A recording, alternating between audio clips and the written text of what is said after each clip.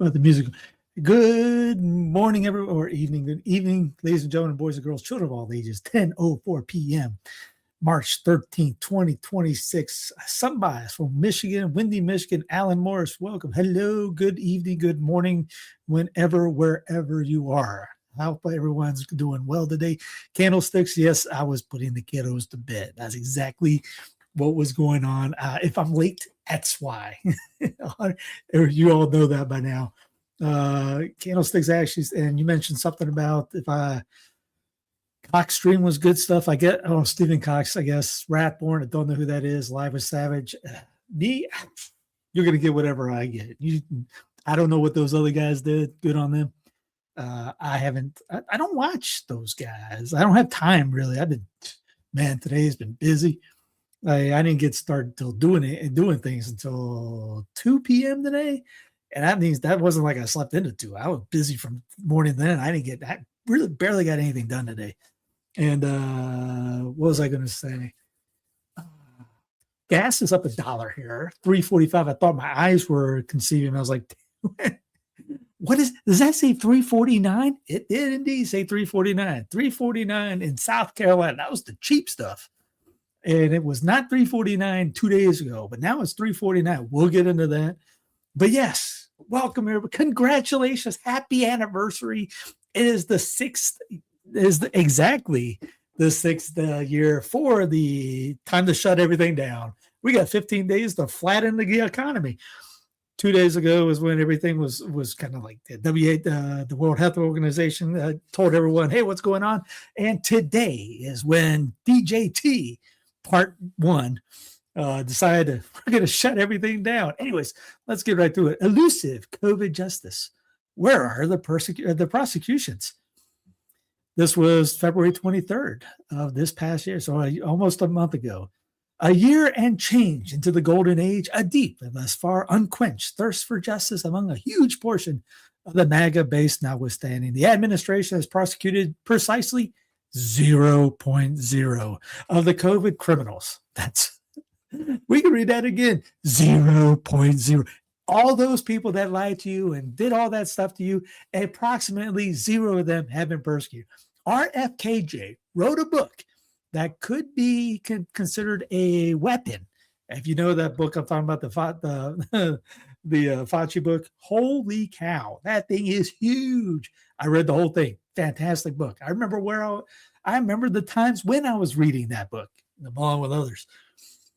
How much has he done against going after Fauci and all the other guys? Nothing. Not a thing. Nothing. Yeah, they still ask you for a coach. To this day, you still get the craziness. But approximately 0.0 of those, what would you call them? Traitors, liars, ruffians, all that. None of them. So you expect the Epstein thing to go down? That the entire world was scammed by. I remember. Tell me about your favorite COVID lie. Pretty much, I remember in Gaston County. Remember, I used to work at. I was working at Tam Books at the time, just for a year, and I remember somebody tested positive, and I pull up. And no one, the offices, the lights were off, and I see one of the Gallagher brothers out in front. What's going on? Where's everybody at? He goes, someone tested positive. I go, that's cool. I'm going inside and get some stuff done. Literally, I walked inside for about an hour or two, just to got some work done in there, and then I left going, okay, I'm tired of being the only one in the building. I'm going home.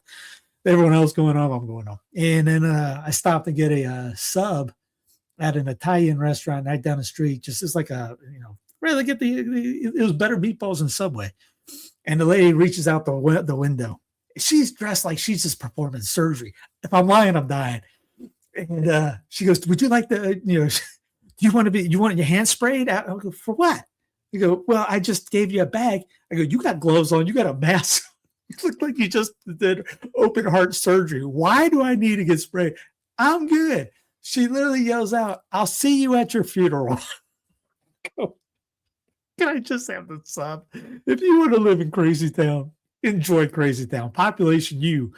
Anyway, so hey, everybody. Welcome to, I know it brings back bad memories. I was telling on the Reckoning last night with Rick. I was saying about the time that I went down to Costco in Greenville, South Carolina, and the guy at the liquor at the outside liquor station was yelling at me because you couldn't go in. I wouldn't go in the ABC stores here because one, they were too expensive, and two, I drove all the way down to Costco, and two, they wouldn't let you in without a muzzle, and you had to look like you just went through it, crazy down to get in anyway.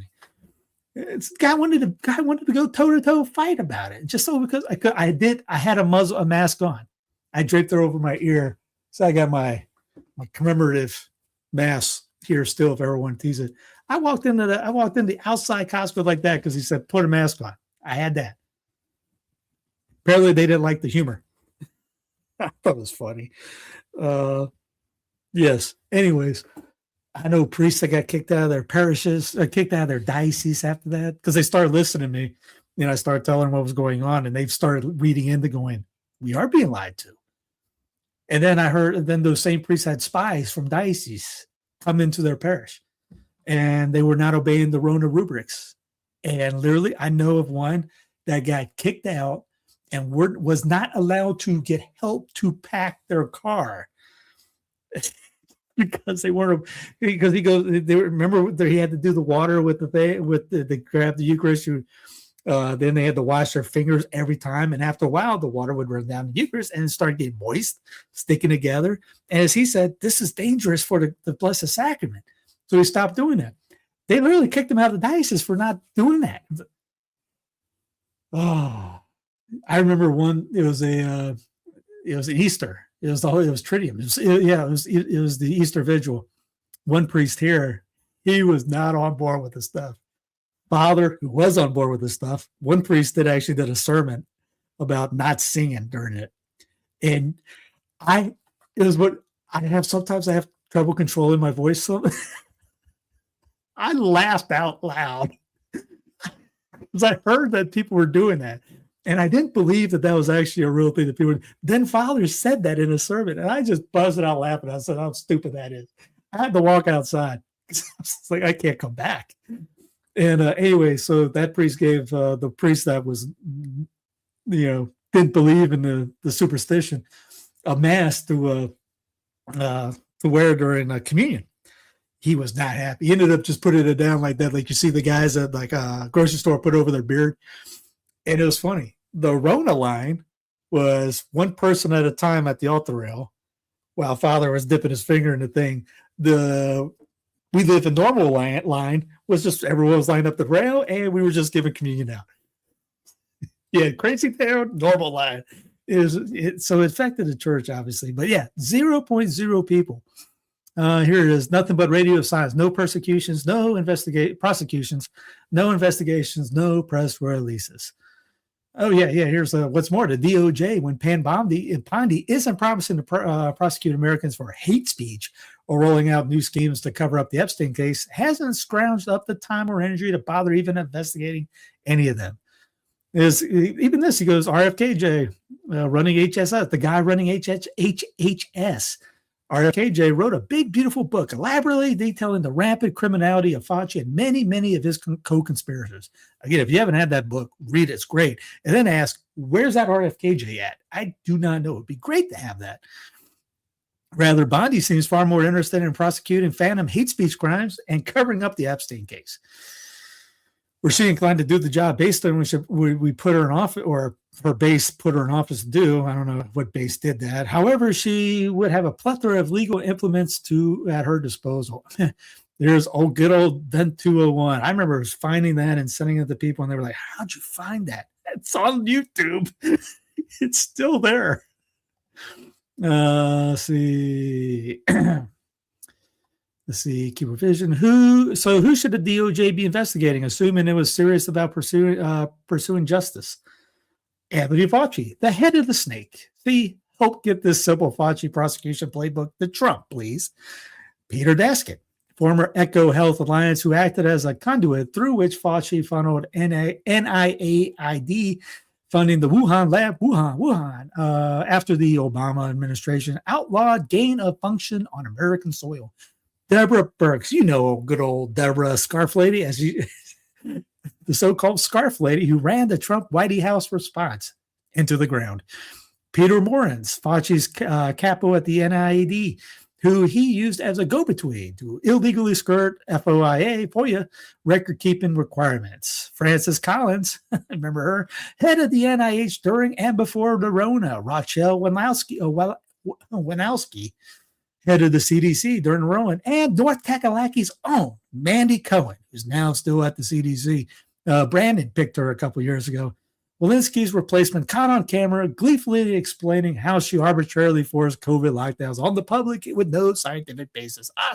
It is a great time to be alive, isn't it? Let's see. I was just looking to see almost everyone forgot about COVID. Almost everyone? Oh, yeah, mostly everyone. I haven't. I'll play DJ T from a little blast in the past. We're doing This Day in History just a little bit early. Why not? To unleash the full power of the federal government in this effort today, I am officially declaring a national emergency. Two very big words. The action I am taking will open up access to up to $50 billion of very important and a large amount of He's reading that and trying to figure out what other words he can say. He can say in it. Money for states and territories and localities in our shared fight against this disease. In furtherance of the order, I'm urging every state to set up emergency operation centers effective immediately. You're going to be hearing from some of the largest companies and greatest retailers and medical companies in the world. They're standing right behind me and inside of me. I'm also asking every hospital in this country to activate its emergency preparedness plan so that they can meet the needs of Americans everywhere. The hospitals are very engaged. To unleash the full power of the federal government in this effort today, I am official. And then 2 days later, remember this? The test. I had my temperature taken coming into the room. So did we. You did? Good. Yes, sir. Yeah. Let's compare. Do you want to compare? Did all of it, yeah. Good. Well, that means we're all looking good. I also took the test last night. Yeah. And I decided I should, based on the press conference yesterday. People were asking, did I take the test? I don't know, whatever it takes, a day or 2 days, whatever it is. I said 2 days later. Actually, it was the next day. So then tomorrow, been 6 years. Him taking the test, and 50 people were in the entire continent were dead. 50 people closed down the world. By the time North Carolina closed, there was 0 people at that time. Let's have some good news, okay? Instead of blast from the... Yes, okay. Alan, yes. That is old footage. Yes. 6 years ago. That's what I mentioned. Today, it's the anniversary. Hence, old footage. The Catholic Diocese of Richmond will welcome a record 900 adults to the church this Easter, a 157 increase since 2022. Good on them. We should be happy on that. Good job. Yay. Pope Leo XIV, without naming any specific leaders or conflicts, suggested on Friday, what conflict, that Christian political leaders who start wars should go to confession and assess whether they are following the teachings of Christ. JD. Whoop, I'm sorry. Did I say JD out loud? I meant Peter Thiel's protege. Lisa goes, I was riding a bike on a rail trail and love watching people hold their breath when I pass by. Yeah, and I was bringing that up yesterday on The Reckoning with Rick, that we were at that time living in McAdamville, North Carolina, one of those old is an old house. It was kind of like, imagine this. Imagine a house being kind of slanted. One time I was in the bathroom once and going, wait, that door's off. No, it's because the ground, the house was going this way. So there's a gap like this on one side of the door, and it was flush on the other. And if anybody wants to know about living with mice, we live with mice because there was a hole behind the stove about that big. It took me, because we're renting, couldn't do anything to the house, so we tried blocking it up. There were rats in it, or we had mice in the stove and the mouse trappings, all that. We kept getting the group that was we were renting from to fix it, and it took them forever to do it. I mean, I remember at this room I was sitting in, I was sitting at a desk that it was so small that I couldn't scoot the chair up. You guys remember those videos?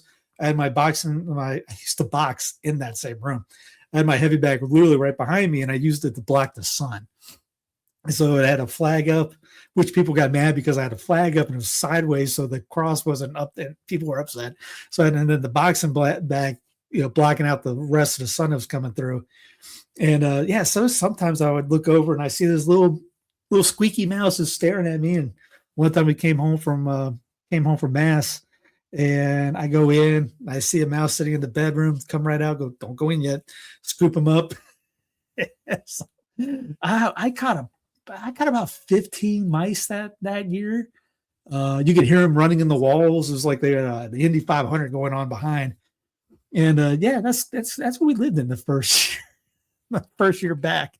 Me and us and the mice. My mother-in-law saw one jump on the stove one time, freaked her out. That must be Charlie. It's like Joe's Apartment. If you remember the movie from MTV with the cockroaches, it was like Joe's Apartment except with mice. But yeah, and then it was a bowling ball, a hole, and I finally got them to patch that up. Shockingly, no more mice. I'm like, who knew? But yeah. So I followed Dr. Shiva. Yeah, I remember Dr. Shiva. I haven't heard from I heard about his name in quite some time. Sorry, you scared me there for a second. That might, I know people, you start thinking start going like that, like, no, get away, get the masks away, stop, candlestick, stop. Yeah. So, reminiscing. But anyway, yes, Leo the Fourth. Don't worry, it's getting darker. Having some fun right now. The days of the mice.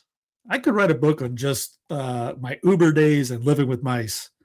No one would read it, but some more good news. The state of Bavaria have implemented a directive requiring that crucifixes be hung in all state public buildings, a decision intended to reflect the region's cultural heritage following ongoing discussions regarding the role of traditional Christian symbols in government spaces. This policy highlights Bavaria's continued connection to its historical Christian roots. Get on, Bavaria.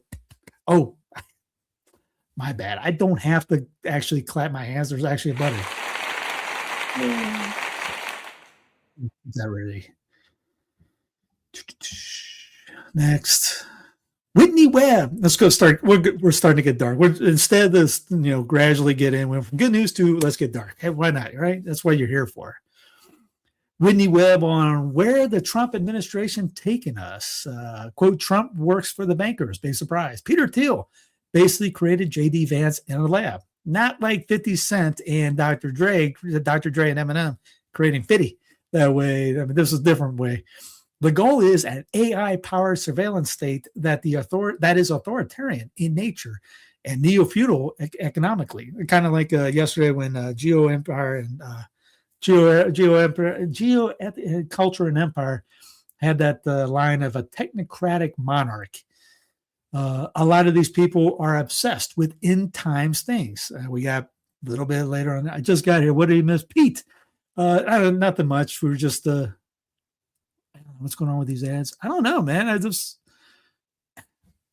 half the time they block me from having any, so I don't know what's going on that.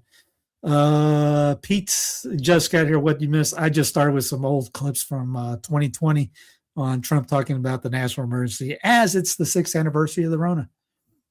A lot of these people are obsessed with end times things. This clip, a Webb, author of One Nation Under Blackmail, which is a huge book. I haven't gotten it yet, but I do know it weighs about 38,000 pounds. And contributing anchor to Unlimited Hangout is taken from an interview with the Last American Vagabond, posted to X on March 13th. So today, I'm just making sure she doesn't cuss and act. Sometimes she has a little foul mouth every so often. She's good. She's great. She's got some good stuff. I'll go and play her a little bit. Let's see. The best summary of it is to look at the big tech Silicon Valley oligarchs that installed themselves in very insidious ways in the levers of power via this administration. And probably the best thing you can do to learn about them is to buy Ian Davis's new book, The Technocratic Dark State. That's a good book. Or, borrow a copy from someone else who bought it. Or it is the best, most forensic breakdown of those people and what their interests are and what they are doing. And you can read some of Ian Davis's articles about aspects of that. For example, he did an amazing investigation into the city states. Sort of this idea of the network state and all of that, and how it's just as bad as the globalist global governance that a lot of people in right-leaning conspiracy, quote unquote, conspiracy world are worried about. It's that on steroids and is being marketed to those people as the solution. And a lot of these people are overt transhumanists. I mean, they call themselves techno-optimists. Again, sort of a play on that same thing we were just talking about in the Trump era, where like, we're the optimist and avoid the negative Nancys. Feel good with us. They'll just make you feel bad. And it's all about feeling, not about facts. Yeah. So, I mean, there's obviously a lot of other agendas at play too, but I think obviously it's pretty clear that in the Trump administration, there's going to be some type of big switcheroo economically. And we will see the rise of, stable coins, the Bitcoin dollar system. So like we just brought up stable coins. Today, the Congress voted against doing CBDC, which we already knew about. They would do that. But stable coins is still going on. And that stuff is exponentially worse. As laid out by Mark Goodwin back in 2021. But I mean, that has definitely played out. And so I think, a lot of that stuff with digital currency is going to advance. And then we're going to be herded further into sort of this techno-feudal reality. And then at the same time, you have, these other aspects of the Trump administration at work that have, this very deep set, feeling about eschatology. Like, there's an overlap, actually, if you look at people like Peter Thiel, who's, the person who basically created JD Vance in a lab, and his obsession with the Antichrist and all of this stuff. A lot of these people are obsessed with end times things. There's been plenty of people pointing out recently how this has influenced, likely, the current war with Iran. So, there's obviously a lot of different angles to talk about, but basically, this is not fighting against global governance and global tyranny. This is going to be a furtherance of the same thing that every administration, whether Democratic or Republican, has advanced since 9/11, and obviously before that too. But they sped it up. The type of gradualism that they practice increased significantly after that point, and the goal was to create an AI-powered surveillance state. That is authoritarian in nature and neo-feudal economic. So you all, if you've been watching me for a while, I've said most of that stuff too. I've seen you, giving you the evidence, all that jazz. So that should not be anything new to you. If you're new to here, welcome. The water's hot. That's Whitney Webb. I don't know if you know that she is someone, but yeah, yep, 49er Joe, yep. I don't know if you know who she is, but she is someone of this. Yes. Then I've known of, I don't know Whitney. I've known of Whitney for about 6 years. I've been, you'd be surprised. I watch a lot of things that most people don't know or didn't know about. And yeah, she's not religious. She's just very smart. Yes. Yes. A lot of these guys, like the guy on the left, he's a religious guy, but you wouldn't know it. He just doesn't bring it into his podcast a lot. I think like Corbett, I think he's a believer too, but he doesn't really bring it much in. There's quite a few guys in the alt media that is like that. But no, exactly right.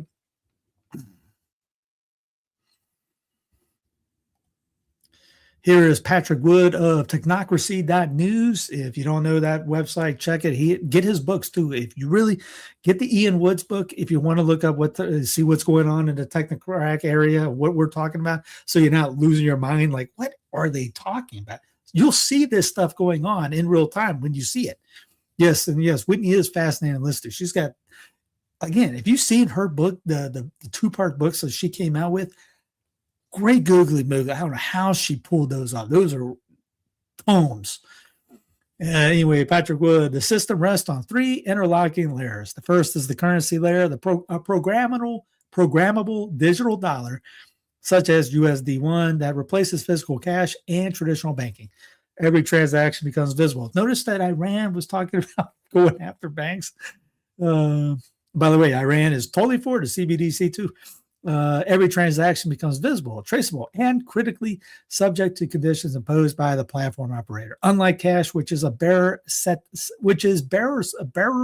settled and anonymous, a programmable stablecoin can be designed to restrict what you buy, where you buy it, when you buy it, and from whom. The currency ceases to be a neutral medium of exchange and becomes an instrument of behavioral control. And, when this happens, it's not out of the realm of possibility for people to come up with their own currency. You can still do that. You can get in and think locally, act locally, as McClanahan brings up all the time. When this comes down, your local area can come up with some kind of currency, whether it is based on gold, based on silver, based on coffee, whatever it is. You can do it that way, because eventually they're going to make this happen, and it's not going to be pretty for the rest of us. And yes, this is a lady who said that welcome to 2030. I own nothing, have no privacy, and life has never been better. That it wasn't Schwab that said it. It was this lady right here. I have the video. Here's Tim Tebow talking about so that's not going to work for me. Based on corn in Iowa, yeah, corn is kind of like pennies, I guess, right? Everyone's got it. Every one of those red dot maps is a unique IP address that is downloaded, shared, or distributing child rape images, almost all under the age of 12. And that's just a 6-month screenshot of it. And there are over 338,000 on there. There's blue dots on there. You can't really see them, but the blue ones are the ones that are under investigation. In a sea of red. Isn't that a problem of what we're talking about?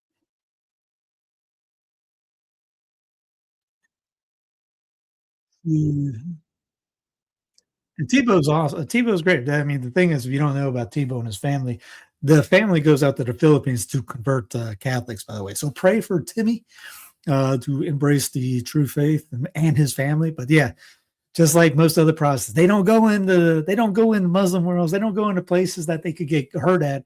They go in to get us. This was obviously clown planning. Now, if you know anything, I'm sure you do. This isn't earth-shattering news. There's no such thing as the first office for FOTUS. There's no such thing as the office of the first lady. It's totally made up. It would be like me saying, hey, Mark in Iowa is part of the office of corn. I mean, there might be something about corn, but it might be a group or anything like that. There's no office. The first lady and now they're trying to do the second lady. There's no such thing. Melania has Viker, hate her, think she's a great dresser. I don't care. She has no power. She's zero. She has less power than the vice president, which the vice president is supposed to have almost have like nothing. If you ever read the early days of the republic, or the federal republic, you'll hear people talk about that the vice president is pretty much like a wasted job. That the only thing they had to do was sit there and be the tiebreaker. That's it. I feel sick when Tim showed that map. Yeah, such evil. Yep, it's all over. Anyway, First Lady Melania Trump calls on women to be courageous and take risks. Let's do some of the stuff the non-office of the First Lady had to say. She hosted a special gathering. Make time. Get out of the way. Make time for yourself. Educate yourself daily and spread your passion. Be courageous and take risks. Curiosity begets knowledge, opening doors to ideas and industries that I have otherwise overlooked. Markets evolve, technology change, blah, blah, blah. Her full marks as prepared for delivery are included below. Wow. If you want to take a look at it, it wasn't a big speech at all, was it? She typed that up. It didn't take too long. Let's see. Here's a part of the digital ID that coming. We talked about this a couple days ago, and take risks as instead. No, none of that. No, none of that. Staying at home or have a family, anything like that. No. You get in, take some risks on Wall Street. The Lundike Journal, ready for another age verification bill? Alabama, sweet home Alabama, has passed HB 161, which was signed into law on February 17th. It requires the App Store verify the age of all users upon account creation. It also requires parental adult accounts to control child minor accounts. Requires app developers utilize App Store age verification, APIs if you're nasty, to restrict content for minors. Age verification of adults is to be done via commercially available methods.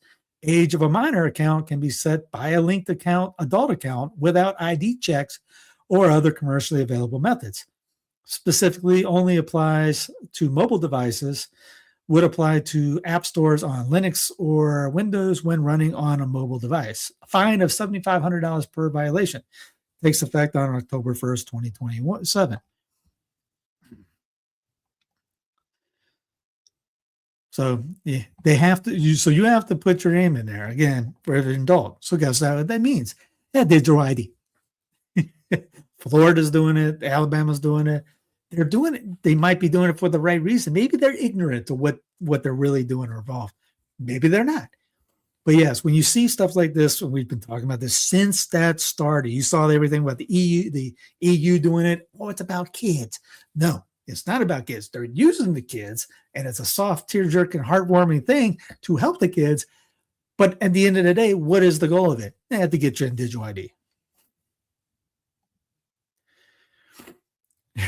I'm sure this is just a coincidence, says Lauren. Out of all the places the FBI could have chosen, they picked the exact synagogue where the shooter happened to hold an active shooter drill just 2 months prior. Go ahead and play it.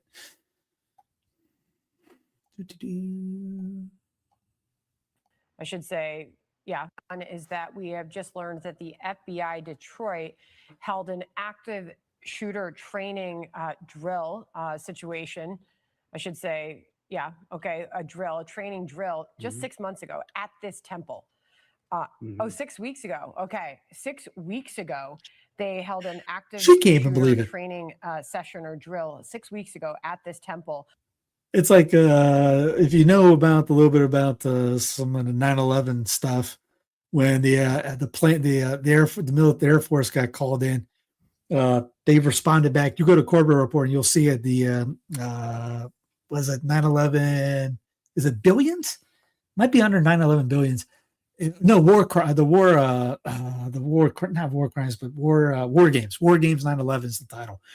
And the responses from the planes were, is this real time or is this a drill? Because they were used to doing this as a drill. But yes, candlesticks, all that. That was on Fox News. I'll play it again in case did I hit it? Let me see. I'll play it again just for you guys, though. You don't have to go back and do it. Is that we have just learned that the FBI Detroit held an active shooter training drill situation. I should say, yeah, okay, a training drill just 6 months ago at this temple. 6 weeks ago. 6 weeks ago, they held an active shooter training session or drill.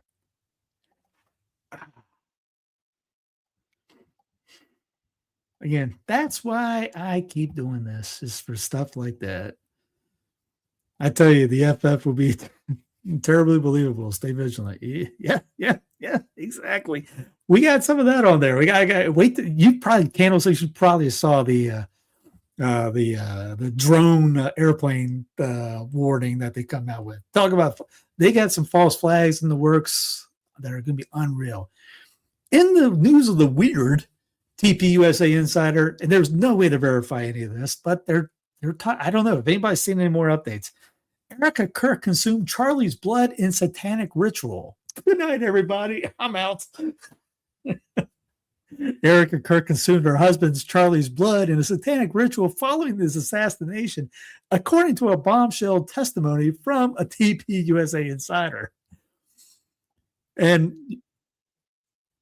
everybody can go ahead and everybody all together can go great googly moogly. My mouse is not wanting to work right now. Here's a mother and daughter in Kentucky have rejected a multi-million-dollar offers for their land, offers made by an anonymous tech company trying to build a data center. Ida Huddleston has turned down $4.26 million. Her daughter turned down $22.2 million. Now, call me nuts. I don't know. 22 million. I'll move. I think I can find other land and get some cows. No, but good on them. They're staying for principle. They're not calling land down at not giving it up for the data center. Amazing. I don't know if they'll eventually get it anyways, because in here, Cherryville, North Carolina, they were going around buying people's homes up because they're trying to build. They're doing some kind of quartz mine or something like that. They're trying to do, and a couple people were wanting to hold off, but there were so many neighbors that sold out that they were like, shoot, everyone else is going out. Might as well. My land's going from 1.3 million to 25,000. So pretty good on them for being able to hold out on that. Brooke asks, was Charlie a bad actor or did he get Truman showed? I have no idea. None of us is ever going to know any of that. I mean, Bin Laden is still alive because that whole, if you really believe that whole thing about them killing Bin Laden, but then immediately killing everyone that was in on the raid and then throwing his body off a boat and telling everybody to believe it. I don't know, man. It's hard to believe anything you see on TV or on video anymore anyways. Could it? I know for one thing that it was the best move that TPUSA has ever done because afterwards they racked in a ton of money. Many more chapters came up. And it's just kind of weird, right? They had all these promos, the fundraisers, they had these concerts and all this going on. It was really, notice you don't hear that anymore. I mean, the trial, when's the trial supposed to start? I mean, if you believe that narrative, you'll believe anything. Maybe you believe mass work. You want to talk about fake talk about Bibi's hands. Yep, that's coming up soon. Don't worry. UK government launches digital ID consultation. The supposed aim of this long and drawn out process is to get vital feedback about the thing that's definitely going to happen and therefore be able to best benefit the public when it happens. The real aim is to extend PR toward creating a facade of conversation and compromise prior to the rollout of the entirely unchanged plan. The technology is all built. The app is designed. The services are locked in. What they're waiting for is the brief process of normalization to elapse so that not too many people protest. And protest we should because the cursory reading of the full consultation is alarming. Here's the Onion. U.S. suffers additional casualties in a war it won last week. I went a little light of the situation because the next 48 links are going to be kind of, not so fun. Here's Sam Altman. Let's go ahead and get old Sammy, OpenAI fame. And if you remember, day one of the Trump administration, part 2, he was there for Stargate. Fundamentally, our business, and I think the business of every other model provider, is going to look like selling tokens. They may come from bigger or smaller models, which makes them more or less expensive. They may use more or less reasoning, which also makes them more or less expensive. They may be running all the time in the background trying to help you out. They may run only when you need them if you want to pay less. They may work super hard, spend tens of millions, hundreds of millions, someday billions of dollars on a single problem that's really valuable. But we see a future where intelligence is a utility like electricity or water, and people buy it from us on a meter and use it for whatever they want to use it for. The demand that we see for that seems like it's going to continue to just go like this. And if we don't have enough, we either can't sell it or the price gets really high Yep. and it, you know, kind of goes to rich people, or society makes a bunch of sort of central planning decisions that I think almost always go badly about, you know, we're going to use our limited compute supply for this and not that. So the best thing to me throughout all the history of capitalism, innovation, whatever you want, is to just flood the market. Yeah. Fundamentally,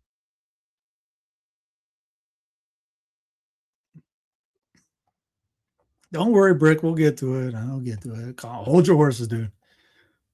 We'll probably be here for 4 days anyways, doing all these links. Here is good old Palantir CEO Carp. By the way, did you see Palantir is moving to Miami? Getting out of California or moving to Florida. That are relevant. So that what makes America special right now is our lethal capacities, our ability to fight war, both because we've been doing it for 20 years, because we have meritocracy in our military, and because we finance it in a way no other country has, and because the AI revolution is uniquely American. It's like every company, all the model providers that are relevant, and the ontology that makes them valuable, and the chips that they run on are built in this country.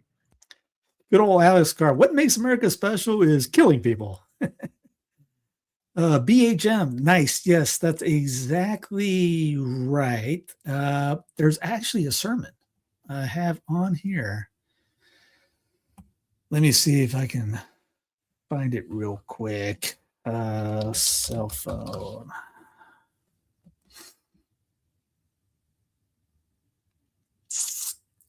Enemy is watching. Let's see. I think it's enemy is watching. If I remember, sometimes I have to remember. There it is.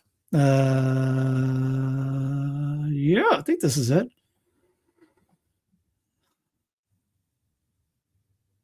Oh, it got removed. Son of a gun. I have to go put that back up. They kicked it off. When did they kick that off? Inappropriate content.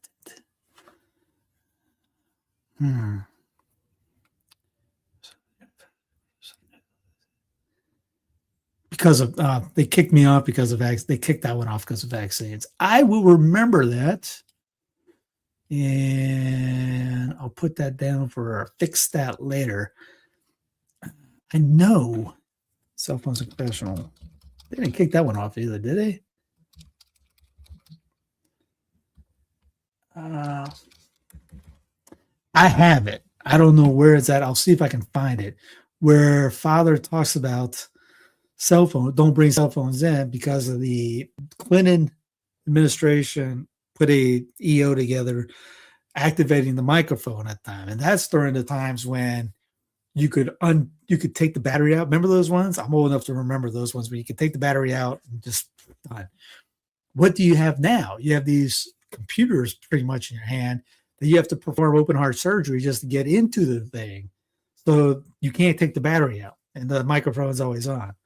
So yes, in a way, yes, the idea what she's saying, phones shouldn't be allowed in the confessional because of privacy issues. I never take mine in. I don't think priests should either.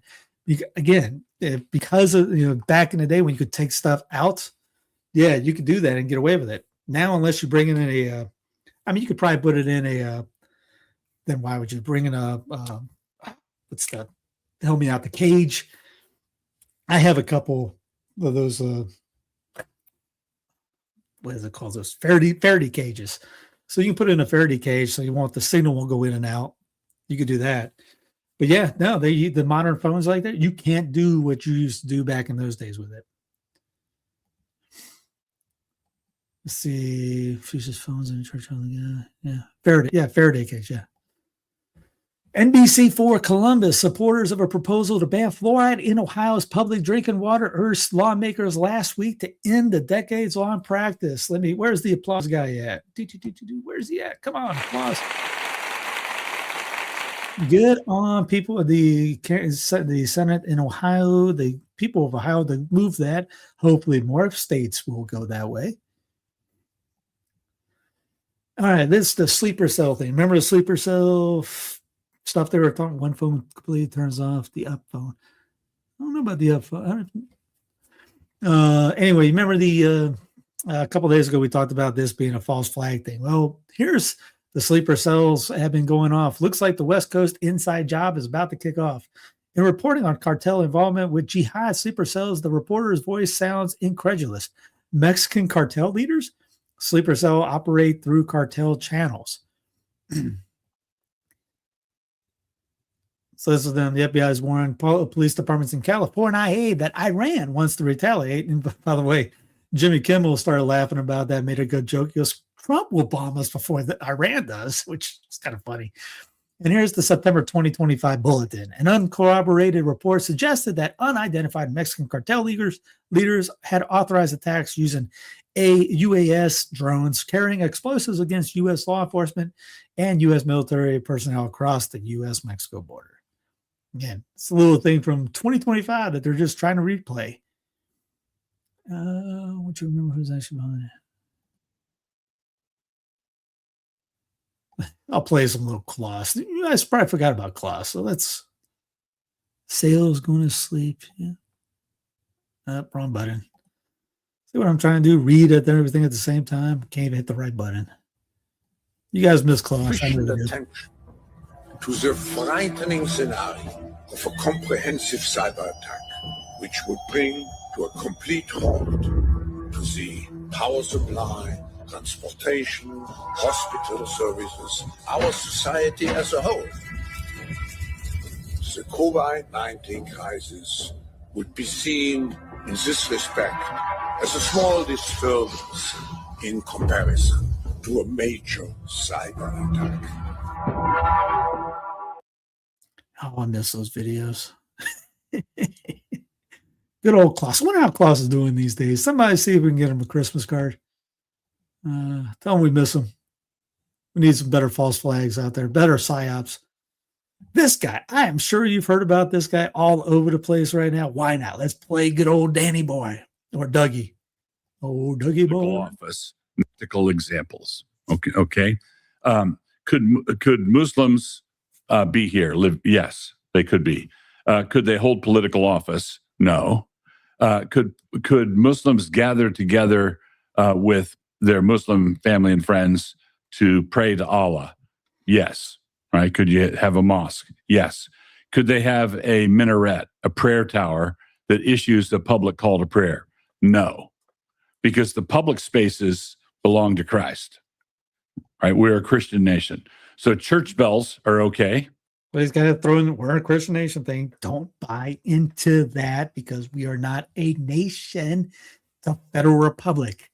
If you want to get all specific, if you want to say we're a United State, that's a dystopian, federal, centralized, horrible idea, then yes, that's what we are. We are not a nation. Try to get that out of your head. That's why there's states. State is another word for nation. The state of Israel, the state of Italy. Don't buy into this junk. Church bells are okay, but a Muslim call to prayer in the public space would not be okay. Catholic church bells would be okay. Thank you, Doug. Right, Catholic church bells would be okay, but a parade in honor of the Virgin Mary, carrying an image of the Virgin Mary down Main Street, no, right? So what about the Eucharist? What about the Eucharist? What about a Eucharistic procession? That's a new one. I would say that's a new one. So apparently he's either idiotic and he has no idea what that is, or he's playing with us. Probably not. It would depend on what was being done around it, how it was being conducted. But basically, public displays of idolatry, what the Protestant foundation of the law would consider to be idolatry, would not be allowed. So you wouldn't have a Hindu procession with a Hindu god. You wouldn't have a procession of the Virgin Mary. So a lot of people are going, we're going to process harder.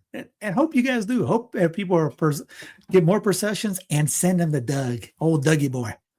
But anyway, he is a Christian nationalist. We've talked about him for a very, very long time. I don't know if I could play this clip from CNN.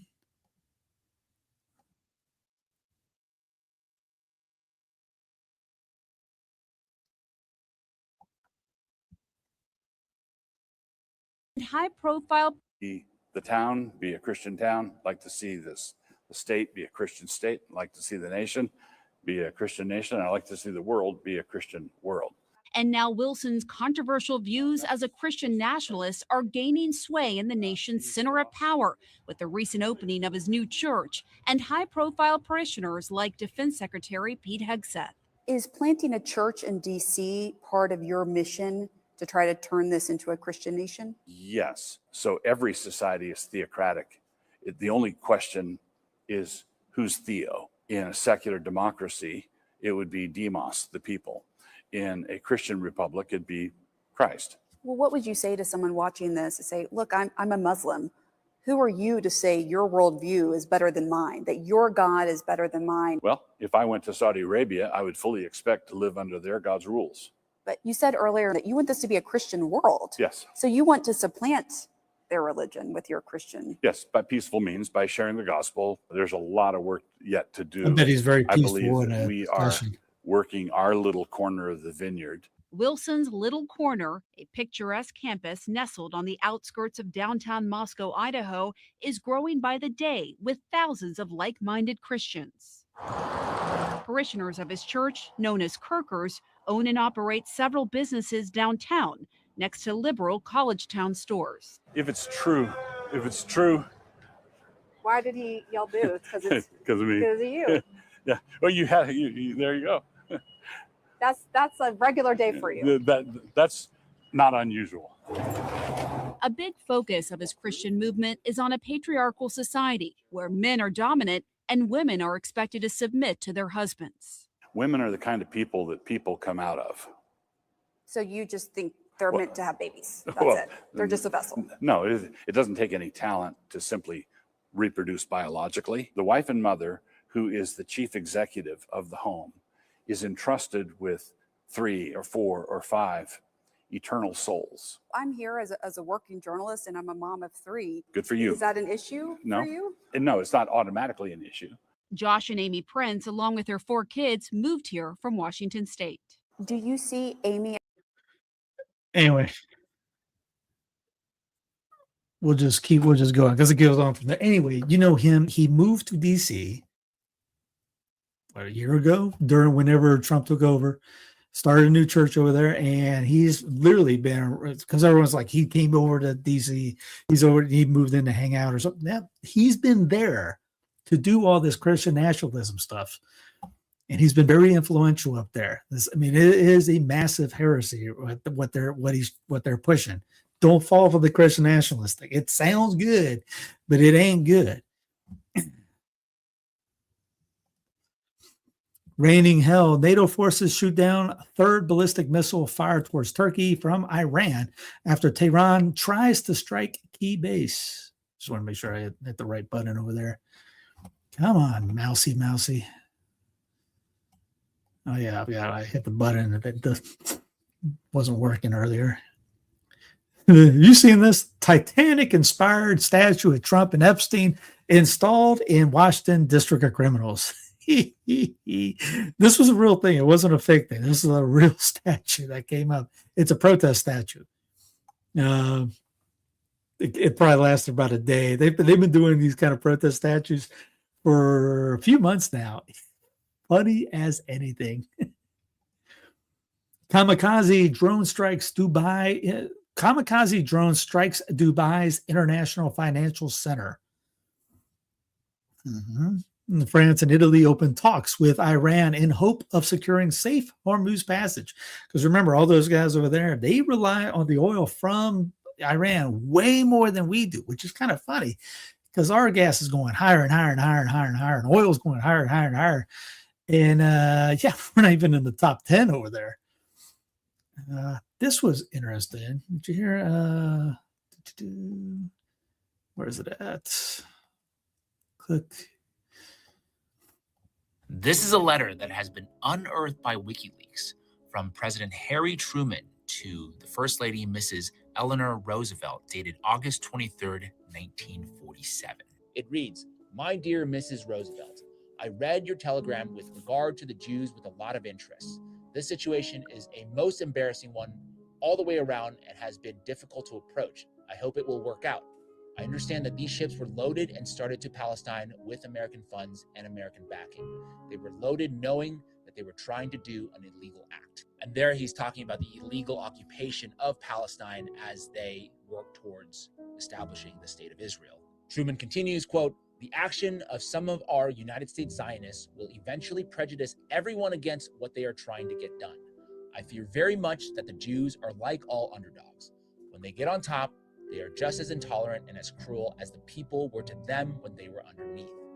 I regret the situation very much because my sympathy has always been on their side. Sincerely yours, Harry Truman." And how right he was. And so I have to go back and click it and get another one, but whoops, wrong button. Here's Italy's Prime Minister. Italy officially announces its withdrawal. I didn't know she was speaking Italian. Withdraw from the American-led adventure in the Middle East. Prime Minister Giorgia Meloni told the Senate, quote, "Italy is not part of the war in the Middle East and will not participate in the war against Iran." Good on Georgia.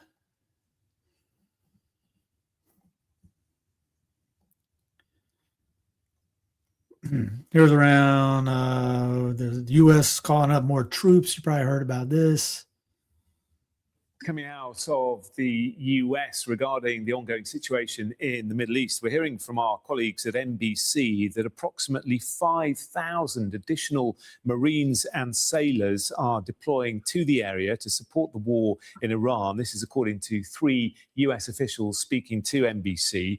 The service members make up an amphibious ready group and Marine expeditionary unit known as ARG and MEU. Now, we're told that an MEU is notable because they are trained for crisis response, evacuations from dangerous areas, protecting embassies, etc. Also trained to be the first ones in on the ground to set up areas for other forces. CENTCOM, we're told, requested the additional forces because, and I quote, part of the plan for this war was to have Marines available to provide options for use. That is according to a US official. So, breaking news coming out of the US, approximately. Didn't you hear that? I thought they said the war was over. It's over. We're winning. We're done. We're finishing up over a coffee break. And then there's 75,000 more people out there.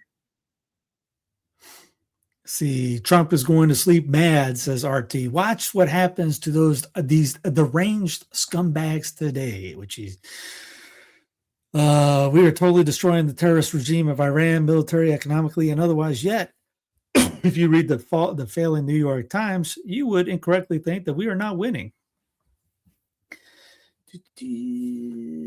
Iran's navy is gone. Their air force is no longer. Apparently, they can still sail across the Pacific, though.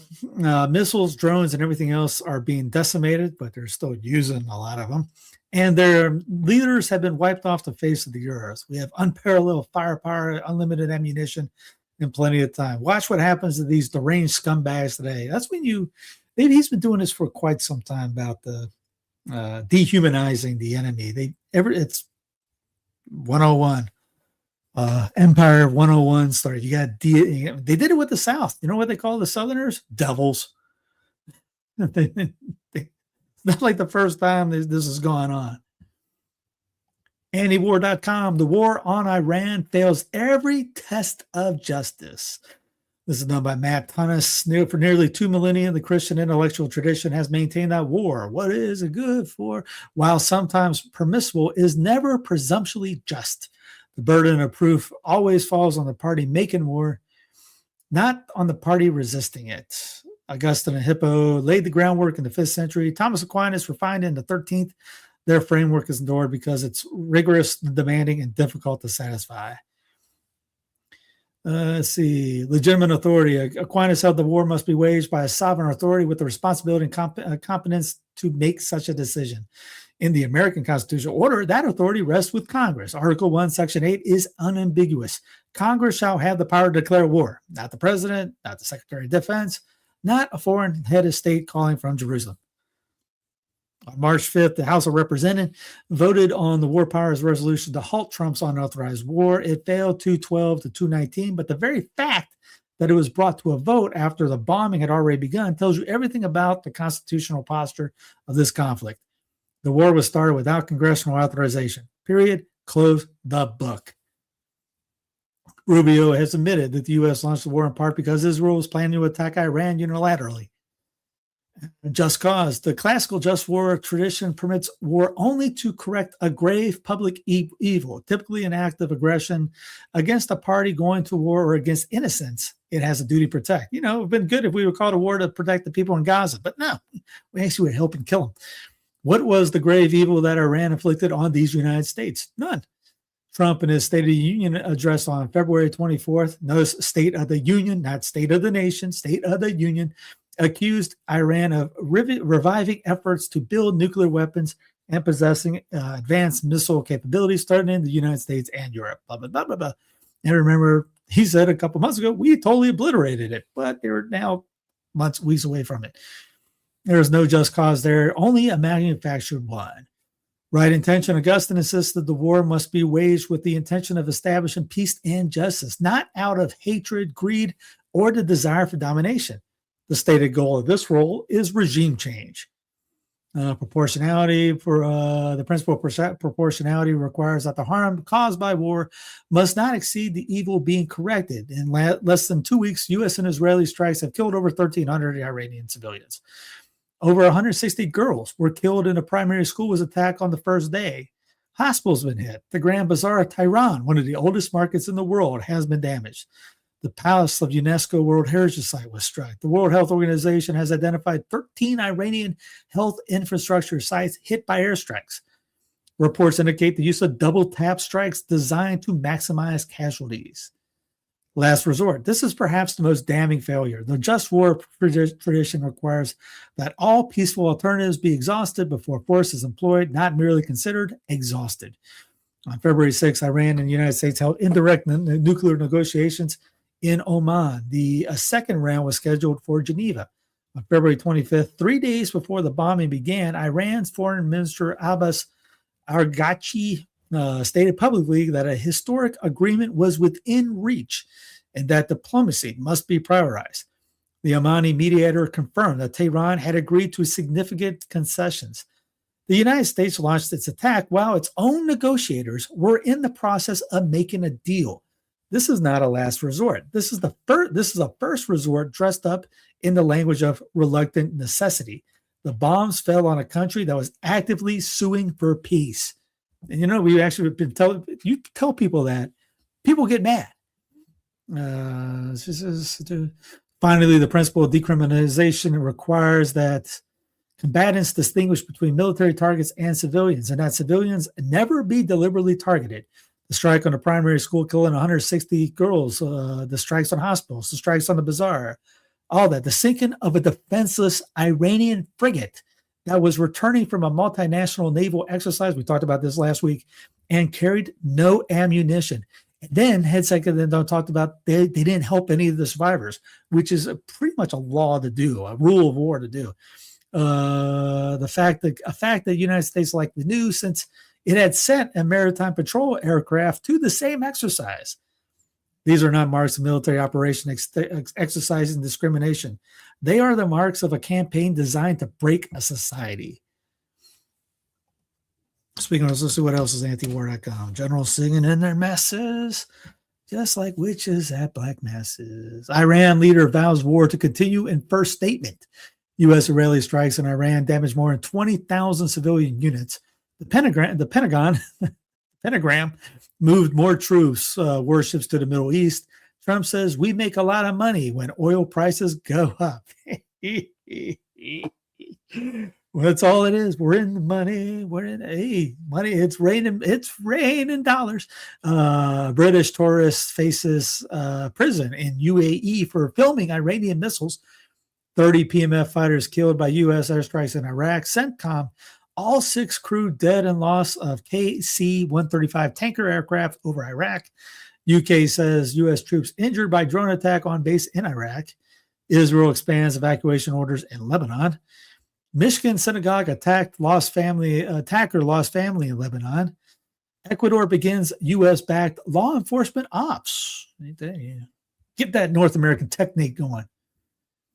Because now it's a military experience. Yeah, I should have queued up all the people that were saying it. Le Monde. Iran says it's ready for a long war that would destroy global economy. With the conflict now in its 12th day, 15 days to flatten the economy, Iran's Revolutionary Guard vowed to target economic centers and banks that it deems linked to U.S. and Israeli interests. Remember that whole thing about CBDC and UAE? Ron Paul highlighting blowback in the Giuliani moment of 2007 is still highly relevant. We'll go ahead and play. Why not? I met Ron at during the presidential campaign in 2008. Was it 2008? Yeah. What would happen if somebody else did it to us? Intervention was a major contributing factor. Have you ever read about the reasons they attacked us? They attack us because we've been over there. We've been bombing Iraq for 10 years. We've been in the Middle East. I think Reagan was right. We don't understand the irrationality of Middle Eastern politics. So right now we're building an embassy in Iraq that's bigger than the Vatican. We're building 14 permanent bases. What would we say here if China was doing this in our country or in the Gulf of Mexico? We would be objecting. We need to look at what we do from the perspective of what would happen if somebody else did it to us. Are you suggesting we invited the 9/11 attack, sir? I'm suggesting that we listen to the people who attacked us and the reason they did it. And they are delighted that we're over there because Osama bin Laden has said, I am glad you're over on our sand because we can target you so much easier. They've already now, since that time, have killed 3,400 of our men, and I don't think it was necessary. Wendell, may I make a comment on that? That's really an extraordinary statement. It's an extraordinary statement as someone who lived through the attack of September 11, that we invited the attack because we were attacking Iraq. I don't think I've ever heard that before, and I've heard some pretty absurd explanations for September 11. Check out the Corbett Report thing on the U.S. Rudy Giuliani as a 9/11 suspect.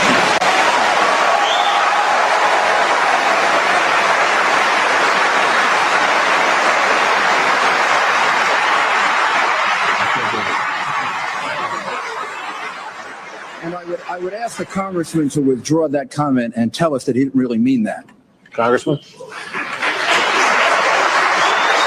I believe very sincerely that the CIA is correct when they teach and talk about blowback. When we went into Iran in 1953 and installed the Shah, yes, there was blowback. The reaction to that was the taking of our hostages. Nobody keeps bringing that up. Remember that? That's everyone. It started 40-something years ago. No, it started in the 50s. And that persists. And if we ignore that at our own risk. That if we think that we can do what we want around the world and not incite hatred, then we have a problem. They don't come here to attack us because we're rich and we're free. They come and they attack us because we're over there. I mean, what would we think if we were in And here's Ryan Grimm. The man who rammed his explosive-laden truck into a Michigan synagogue today was named Amin Ghazala, according to a source familiar with the situation. Ghazala posted photos overnight of his family members, including young children who were killed in a recent Israeli attack on the town of Mascara, Lebanon. This is a developing story. Here's Trump pulls Treasury Secretary off live TV. He returns shaken. Watch his face closely. Let me go ahead and... Oh, I don't have that up. Sorry. This you guys probably have seen this one already too. President, I listened to you on the... The president wants you. Sorry, the president wants you. Oh, okay. Okay. No problem at all. See you shortly, Mr. Secretary. You can work that in. Mr. Secretary, I have to say, it's a first, I'm sure, hour and a half later as well, that an interviewee has been pulled away to go to the Situation Room. How was the president? Was he Was he stressed? No, the president is in great spirits. The Iranian mission is proceeding well ahead of schedule. And I have to tell you, Wolf, that I've a teenager who's considering military service. And I could give this team my highest compliment, from President Trump to the head of the Joint Chiefs to the Secretary of War. I would say that I would trust my child's life in their hands. Huh. I wonder if it means that there'll be ground crews the next day or two. Probably over this weekend. Why not? It's a good weekend. Let's see. Here comes the chaos spreading across Tel Aviv after rumors of Netanyahu's death by Iranian drones or missiles some day ago. So this is what Rick was asking about this. Don't worry. Yeah, Scott Bissett. He's also George Soros's right-hand man. Also plays for the same team that Pete Buttigieg plays for. You know what I mean? If you know that kind of lifestyle, has a couple kids, but hey, it's okay because he wears a red MAGA hat. Now, Buttigieg is bad, but Scott Bissett, we like that Soros guy. Here's breaking. Iran says Netanyahu is already dead and accuses Israel of using AI to puppet him in public.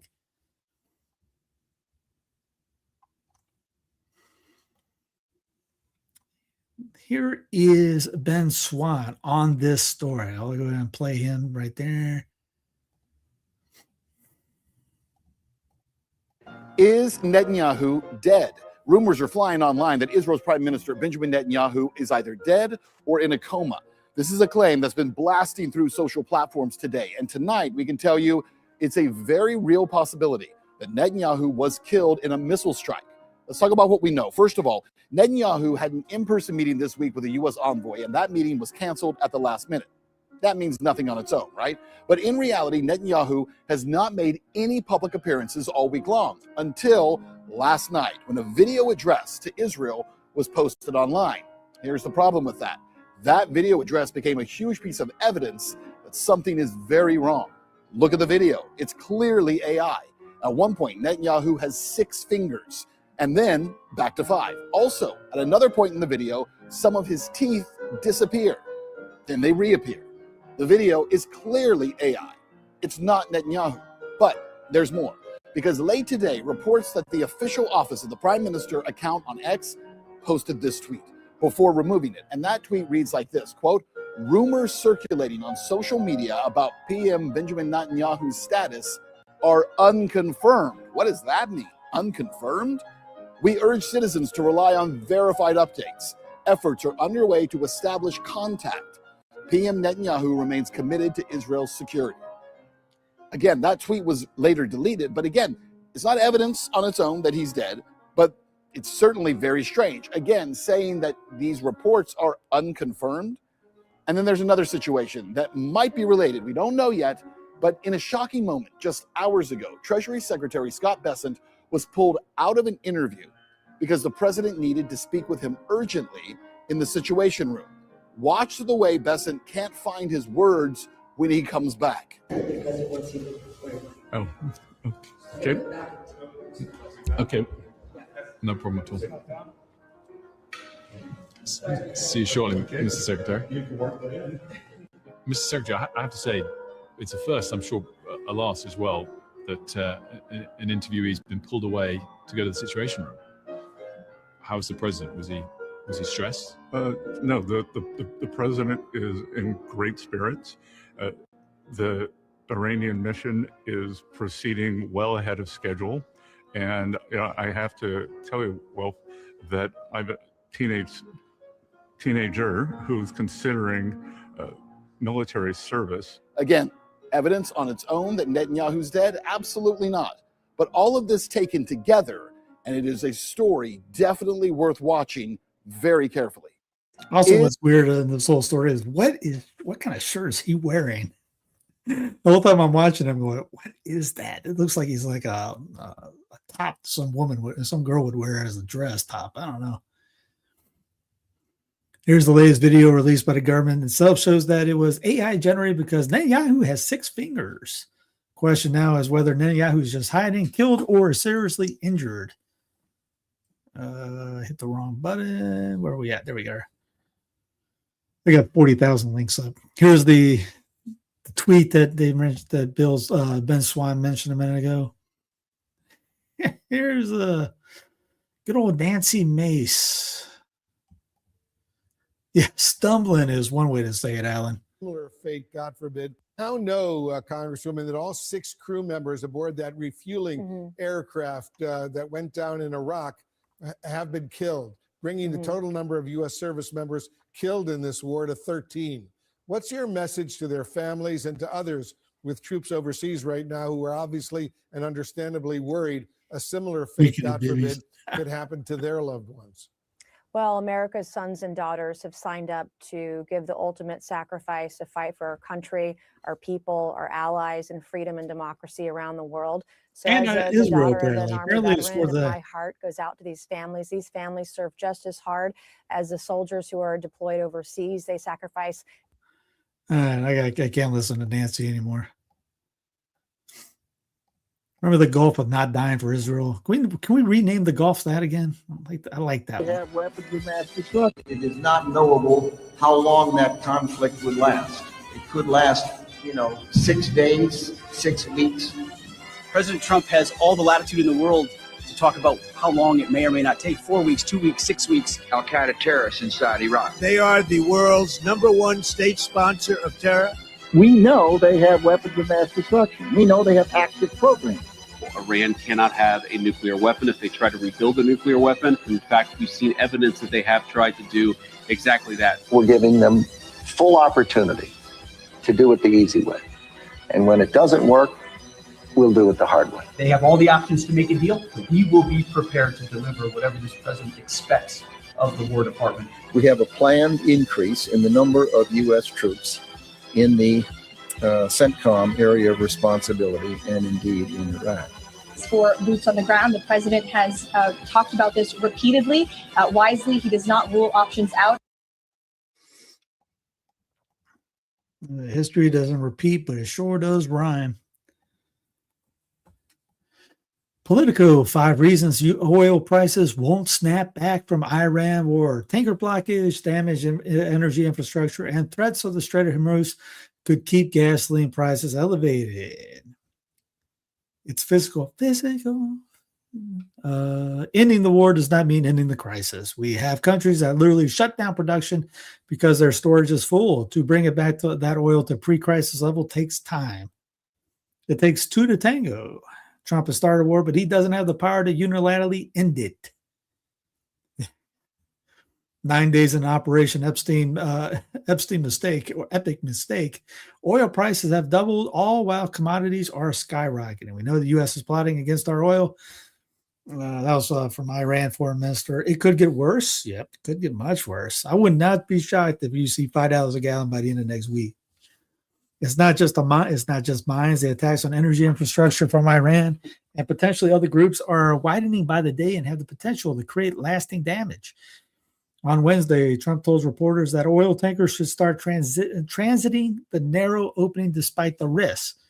I think they should use the strait. Look, we took out just about all their mine ships in one night. You drive a ship in then. Democratic senators who attended a classified briefing on the war Tuesday said the administration has no plan to reopen the strait. Right now, we don't know how to get it back open safely, which is unforgivable because this part of the disaster was 100% foreseeable. Ray Charles saw this happening. Yes. They are angry because it's not just Iran, but yes. Fox News preconditioning America to boots on the ground. Let's see what's good old I forget that guy's name. I didn't watch Fox so long, I forget his name. And the strait with missiles, drones, and Israelis might have a different agenda, full-on regime change. And they won't stop going down the kill chain until they find a guy they like.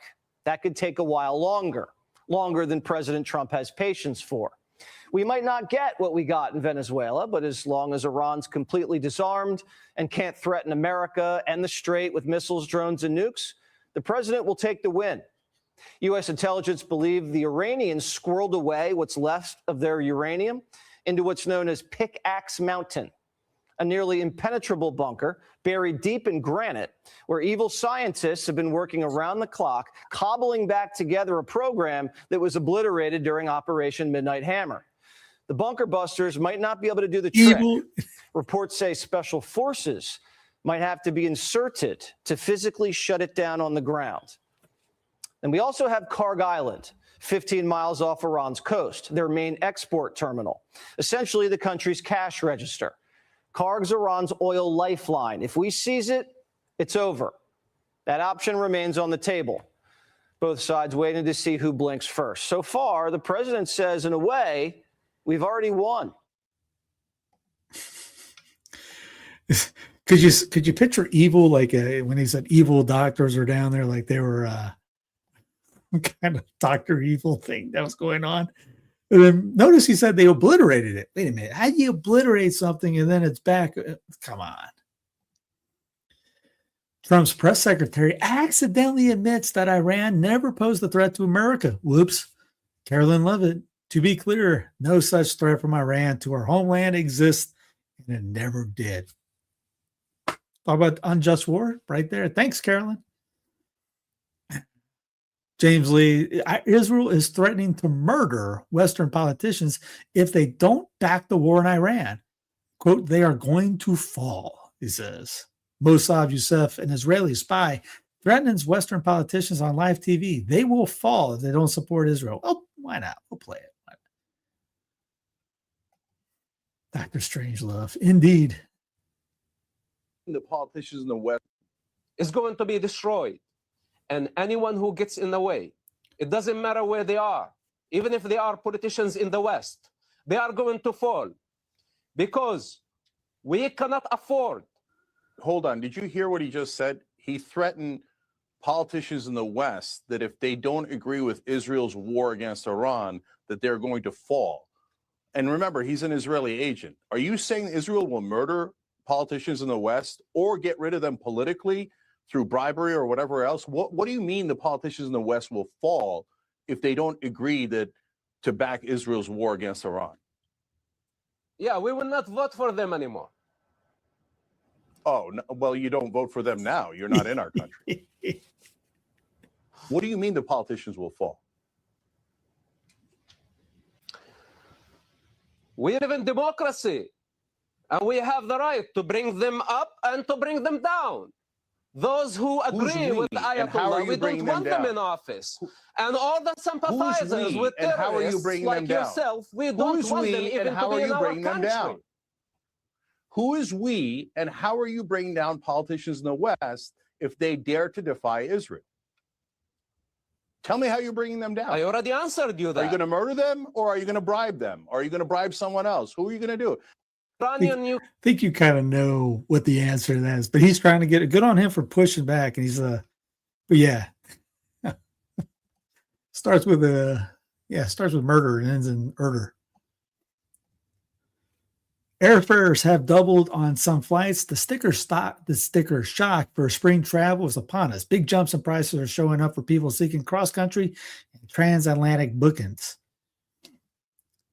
Here's the Trump administration's refusing to state the number of casualties in the Iran war. Not going well.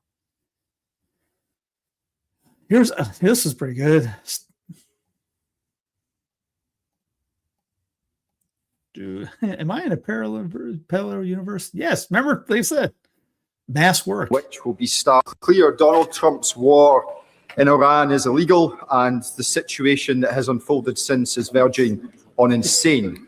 Oil is falling from the skies. Sewers are exploding. The IRGC is indiscriminately attacking civilians across the region, cargo ships, and potentially even mining the Strait of Hormuz.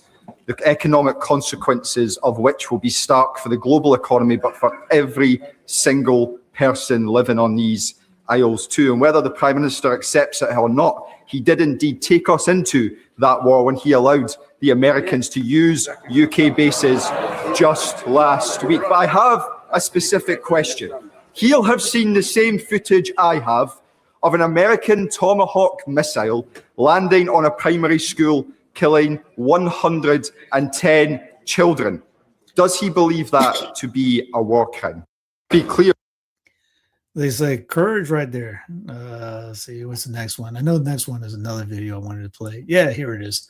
This is Spain this time. So that was United Kingdom. Here is Spain. Es usted una ridícula. Darn it. Yeah, I thought they had like maybe dub it. Spanish ambassador member, assembly member to Madrid president for supporting Trump. Quote, do you think the mothers of 160 kids would thank Trump for killing their girls? You have to become bootlicker. You have become a bootlicker of Trump. Massive applause. There's people out there, ticked about what's going on. It's not the bootlickers over in our neck of the woods. Hedsec says the U.S. destroyed Iran's Navy. Then 5 minutes later claims Iran is using the Navy to block the Hormuz. So which is it? Meanwhile, Iran releases a video of their naval vessels safely underground.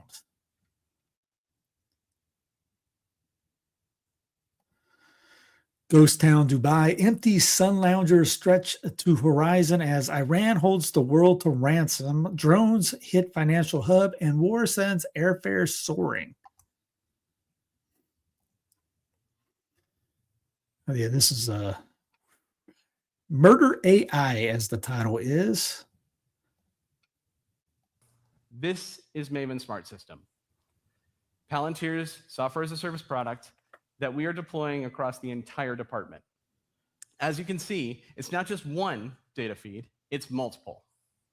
And instead of having 8 or 9 systems for those decision makers to look at every single day in order for them to make decisions, you then fuse it into a single visualization tool. The single visualization tool allows you to select, deselect different types of data, look at different approaches to data, but more importantly, action from the same system that you're trying to develop your workflows around. Once you have a detection that you want to actually move into a targeting workflow, for example, this is what we do. Left click, right click, left click, magically, it becomes a detection. That detection then gets moved into a workflow. This is standard digitized workflow, but I want to walk you through it quickly. You have different types of targets that are identified on the left there. Every single column produces a different type of decision-making process. Once you have that decision and you're trying to actually action that process, we now move into COA generation, course of action generation, where we are automatically, via a number of factors, trying to identify what the best asset to prosecute a target looks like. Once we've got the different approaches and we select one, we then can move directly into how do we action that target? So we've gone from identifying the target to now coming up with a course of action to now actioning that target, all from one system. This is revolutionary. We were having this done in about 8 or 9 systems where humans were literally moving detections left and right in order to get to our desired end state, in this case, actually closing a kill chain. Good old Palantir. Inside the dirty dystopian world of AI data centers. And you can, everything right here is in the show notes. If you want to look at it, read it, the link is underneath. Everything's in chronological order. They're just lying. Ben Shapiro and Megyn Kelly trade scathing attacks as 15-year-old friendship burns down. Ben Shapiro pulled no punches on Thursday going after Megyn Kelly as she tore into him the day before and accused him trying to brand her as an anti-Semite. Kelly put Shapiro on blast while defending Piers Morgan, who show Shapiro sharply criticized for platform and vehement anti-Semites, labeling it Jerry Springer politics.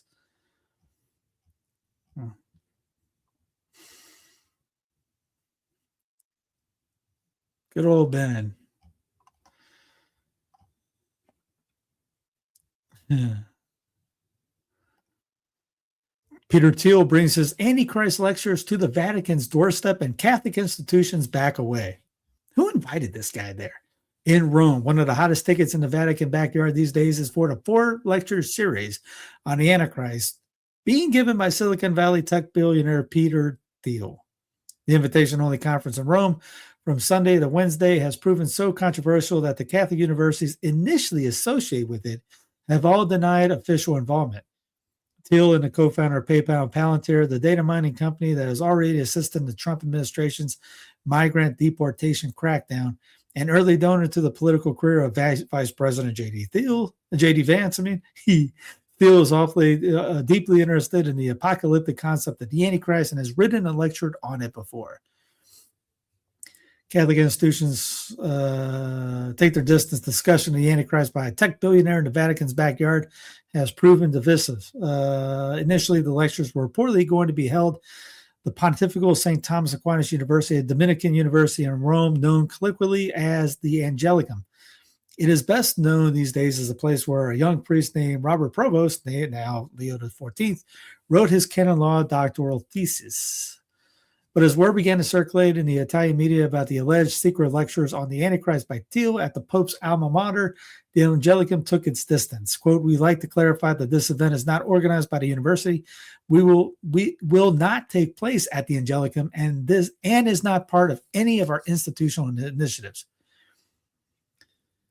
The CUA, this is itself, the Catholic University of America, is not sponsoring or hosting an event featuring Peter Thiel this month in Rome. Good. Okay. Yeah, PayPal Mafia, Trump's administration. Anyway. Let's see, wrong button. Terror attacks at Michigan Synagogue and Virginia University rattles sense of safety in American communities. Again, you already saw that at the beginning when we talked about that this was the same place was 6 weeks ago. They had we had practice route for when you slip up there. No, I say J.D. Thiel quite often, actually. Now, that one wasn't really planned. I was just reading it. It's just a habit. It's kind of like when I say the pentagram. It's just a habit. And people look at me when I talk to them in real life. The pentagram. Oh, yeah, just bear with me. Yeah, J.D. Thiel. I call him J.D. Thiel all the time. Trump also gave the okay. Bayer, which makes glyphosate, is also the only company in the U.S. that manufactures white phosphorus, which it uses to make the weed killer. It is also used to make munitions, incendiary devices that can violently burn property or people. And apparently, Israel was using that just the other day. Hence, the Trump executive order protected weed killer Roundup and ammunition, white phosphorus.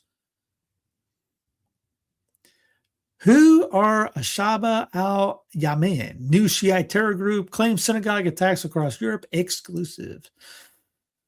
This is the Jerusalem Post, so take it any way you want. The national debt isn't 39 trillion. One economist says it's actually 100 trillion, which great googly moogly. U.S. puts $10 million reward on information about Iran's new supreme leader, top official Larijana included, despite public appearances. Kind of like the guy that they had the 10 million bounty on his head that came over for lunch at the White House the other day. Yeah, I guess they're very consistent, you know. Don Jr.'s drone company is up 49% this week, while working class Americans pay for daddy's war in Israel. This is the most corrupt administration in American history. The Trumps make Hunter Biden look like Ralph Nader. Oh, yeah, imagine if Hunter was doing this. In Crazy Town, Steven Spielberg on UFOs. I have a strong suspicion we're not alone on Earth right now. Maybe he just looks around at everyone else is nuts at the same time. I mean, the filmmaker weighed in on aliens in his career during a keynote appearance at South by Southwest Film and TV Festival on Friday. I never want to quit. And this is why I kind of can't wait for AI movies to get rid of people like him. Lindsey Graham talking about Israel's right to flatten Gaza. Just flatten it. We flatten Berlin. We flatten Tokyo. We flatten Germany. We flatten Japan. So he might be talking about nuking Gaza. I mean, Lindsey is nuts. Gasoline is up nearly $1 per gallon since the Trump administration inauguration last year. Did not expect that, did you? And it's $3.19 all the way up. Boom. Yep. Over $1 where I'm at. And as Jeffrey says, $102 for oil right here. Courtney Turner, my new Substack for the 250th birthday of America, the UN Centennial AIWS, along with Boston Global Forum, have an AI-generated blueprint targeting the subversion of the United States Constitution. Read more in the link below. Okay, we'll click the link. I'll just, instead of clicking the link, we'll look at it. Those who need the map before the territory. The 112,000-word book called America 250, A Beacon for the AI Age, is launching at Harvard on May 1st, 2026. The book proposes replacing the Declaration's metaphysical framework, unalienable rights grounded in fixed human nature, with an AI-governed enlightened government ordered certified by unelected international bodies. It is not a birthday gift to the Republic, which it's not. It's a federal republic, not a republic. It is a blueprint for its supersession. Think about the Declaration. When a time comes, I'm paraphrasing, one must separate or create a new one. Totally all cool with that. Everyone should be calling for secession right about, I don't know, yesterday. America250.org, the federally chartered National Birthday Commission, lending statutory ceremonial authority to anyone invoking the anniversary. The new pluralist, $1 billion funder, collaboration, engineering, culture norm shifts beneath the level of legislation, blah, blah, blah. Trump's Board of Peace. Table of contents, the book in America's birthday. You've seen this before. Technocracy's 2 pillars. Interesting one. The Phoenix of symbolism is not accidental. Operation Phoenix and a Degenerate Democracy Network. Operation Phoenix and a Degenerate. Oh, yeah. The dialectic in real time. Game B meets dark alignment. The AIWS government 24/7. What it actually means. The Gramsci Playbook, Rockefeller's Spiritual Democracy and Earth Charter. Funny that they bring his name up. Let's see. The full coalition mapped. Here's New York City. New York City. Yeah, New York City UFOs. Mysterious trio of lights chasing each other. Spotted over New York City. New York City. Yep. And eerie UFO sighting. Yeah, there's the high definition things right there. We have cameras that can tell what's on your penny in your hand, but that's the best you're going to get right there. Brain fry discombobulator in this Tehran strike reports. Advanced EMF bomb in horror Moderno style attack, says Saudi researcher. Brazil's President Lula, we are a peaceful region, no nukes. Our drones are used for agriculture and science, not war. But if we don't prepare for defense, we'll be invaded. Countries everywhere are waking up after Trump and Israel's launched an illegal war on Iran. Yeah, if the U.S. is talking about negotiations, watch your six. Multi-state power outages unfolding across the United States. Nearly 300,000 customers are without electricity today across multiple states. Outages are now being reported from the Great Lakes to the West Coast, with Michigan currently showing the largest cluster. Situations like this usually start as regional grid failures, but when several regions begin reporting outages at the same time, it gets attention. Ohio, 60 to 70 mile an hour wind gusts right now. Power is still holding on. Fuel price spike. Well, again, this could be part of the whole Great Reset thing that's coming out right now with when countries, Vietnam, India, Thailand, when they're saying work at home, don't go anywhere. You're seeing the prices here. Wait till the prices up here go higher. You'll start seeing, I guarantee people are going to start saying work from home, especially against the $5 a gallon. I remember driving $5 a gallon. Was it 2008? 2008, 2009? First, I got a hybrid that year. I was thinking because I thought I was going to get a bigger position where I was, and it was so expensive. I got one of those so I could drive, because I was driving.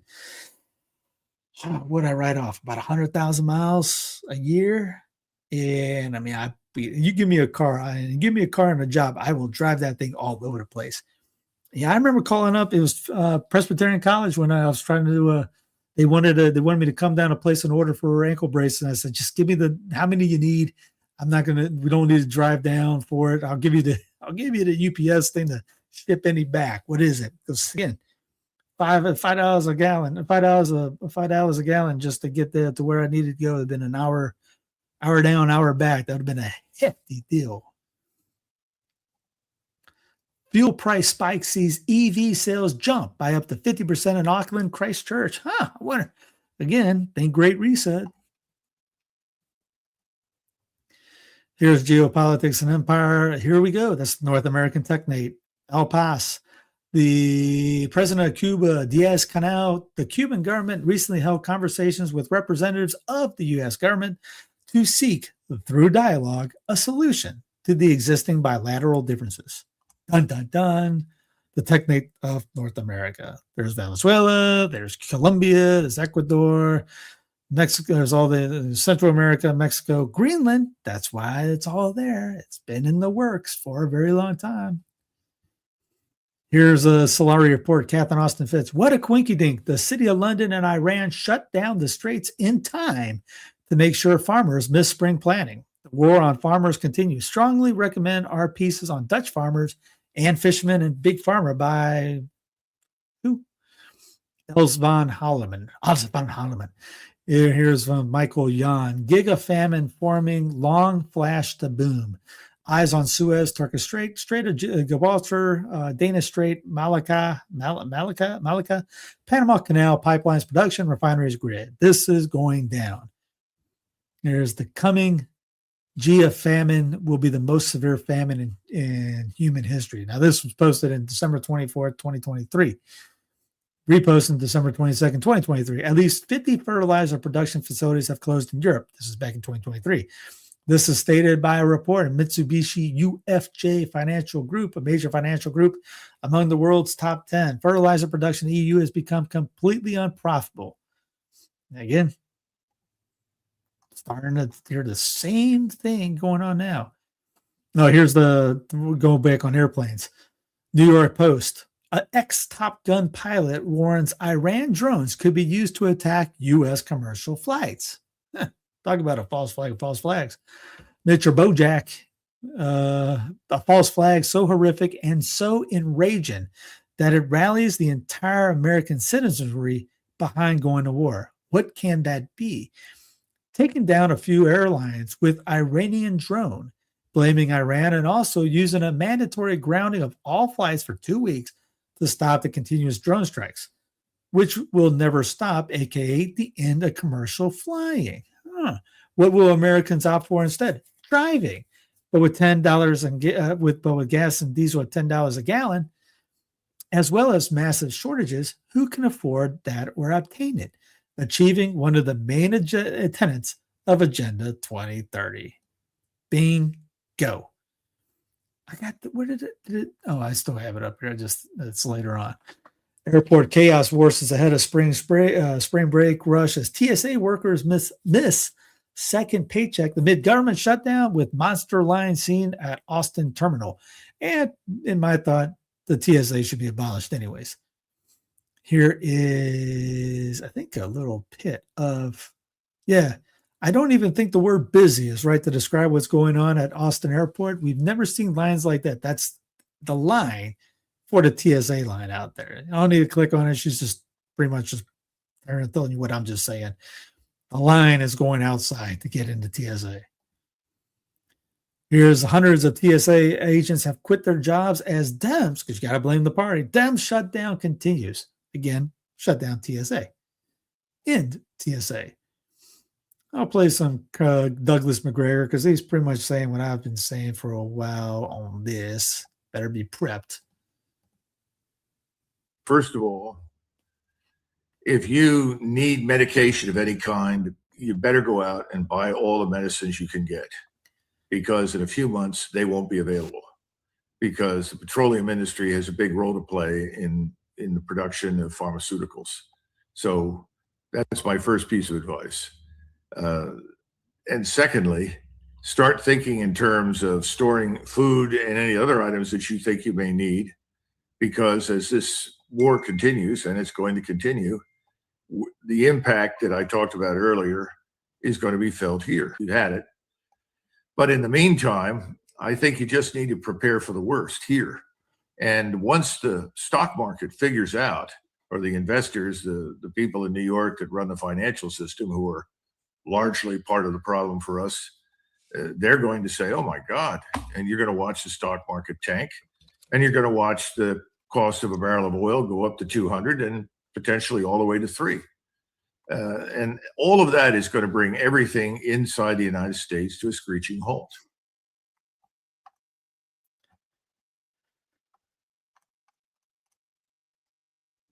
Yeah, no, Brick. Yeah, I mean, I don't know exactly what I can look it up for you, but kidneys, the best thing for kidneys, dandelion.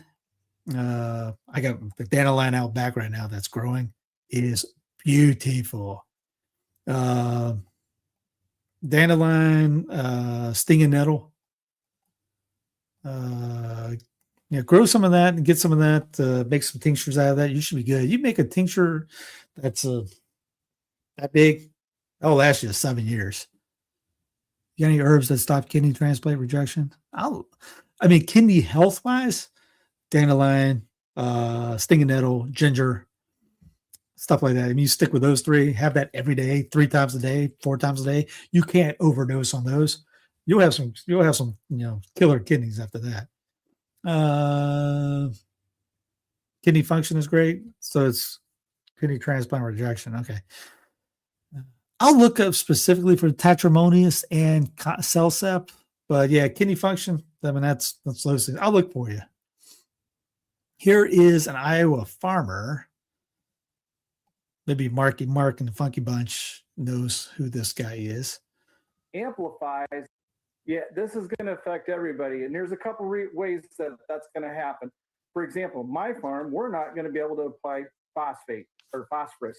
And that potentially could lead to a decrease in yields.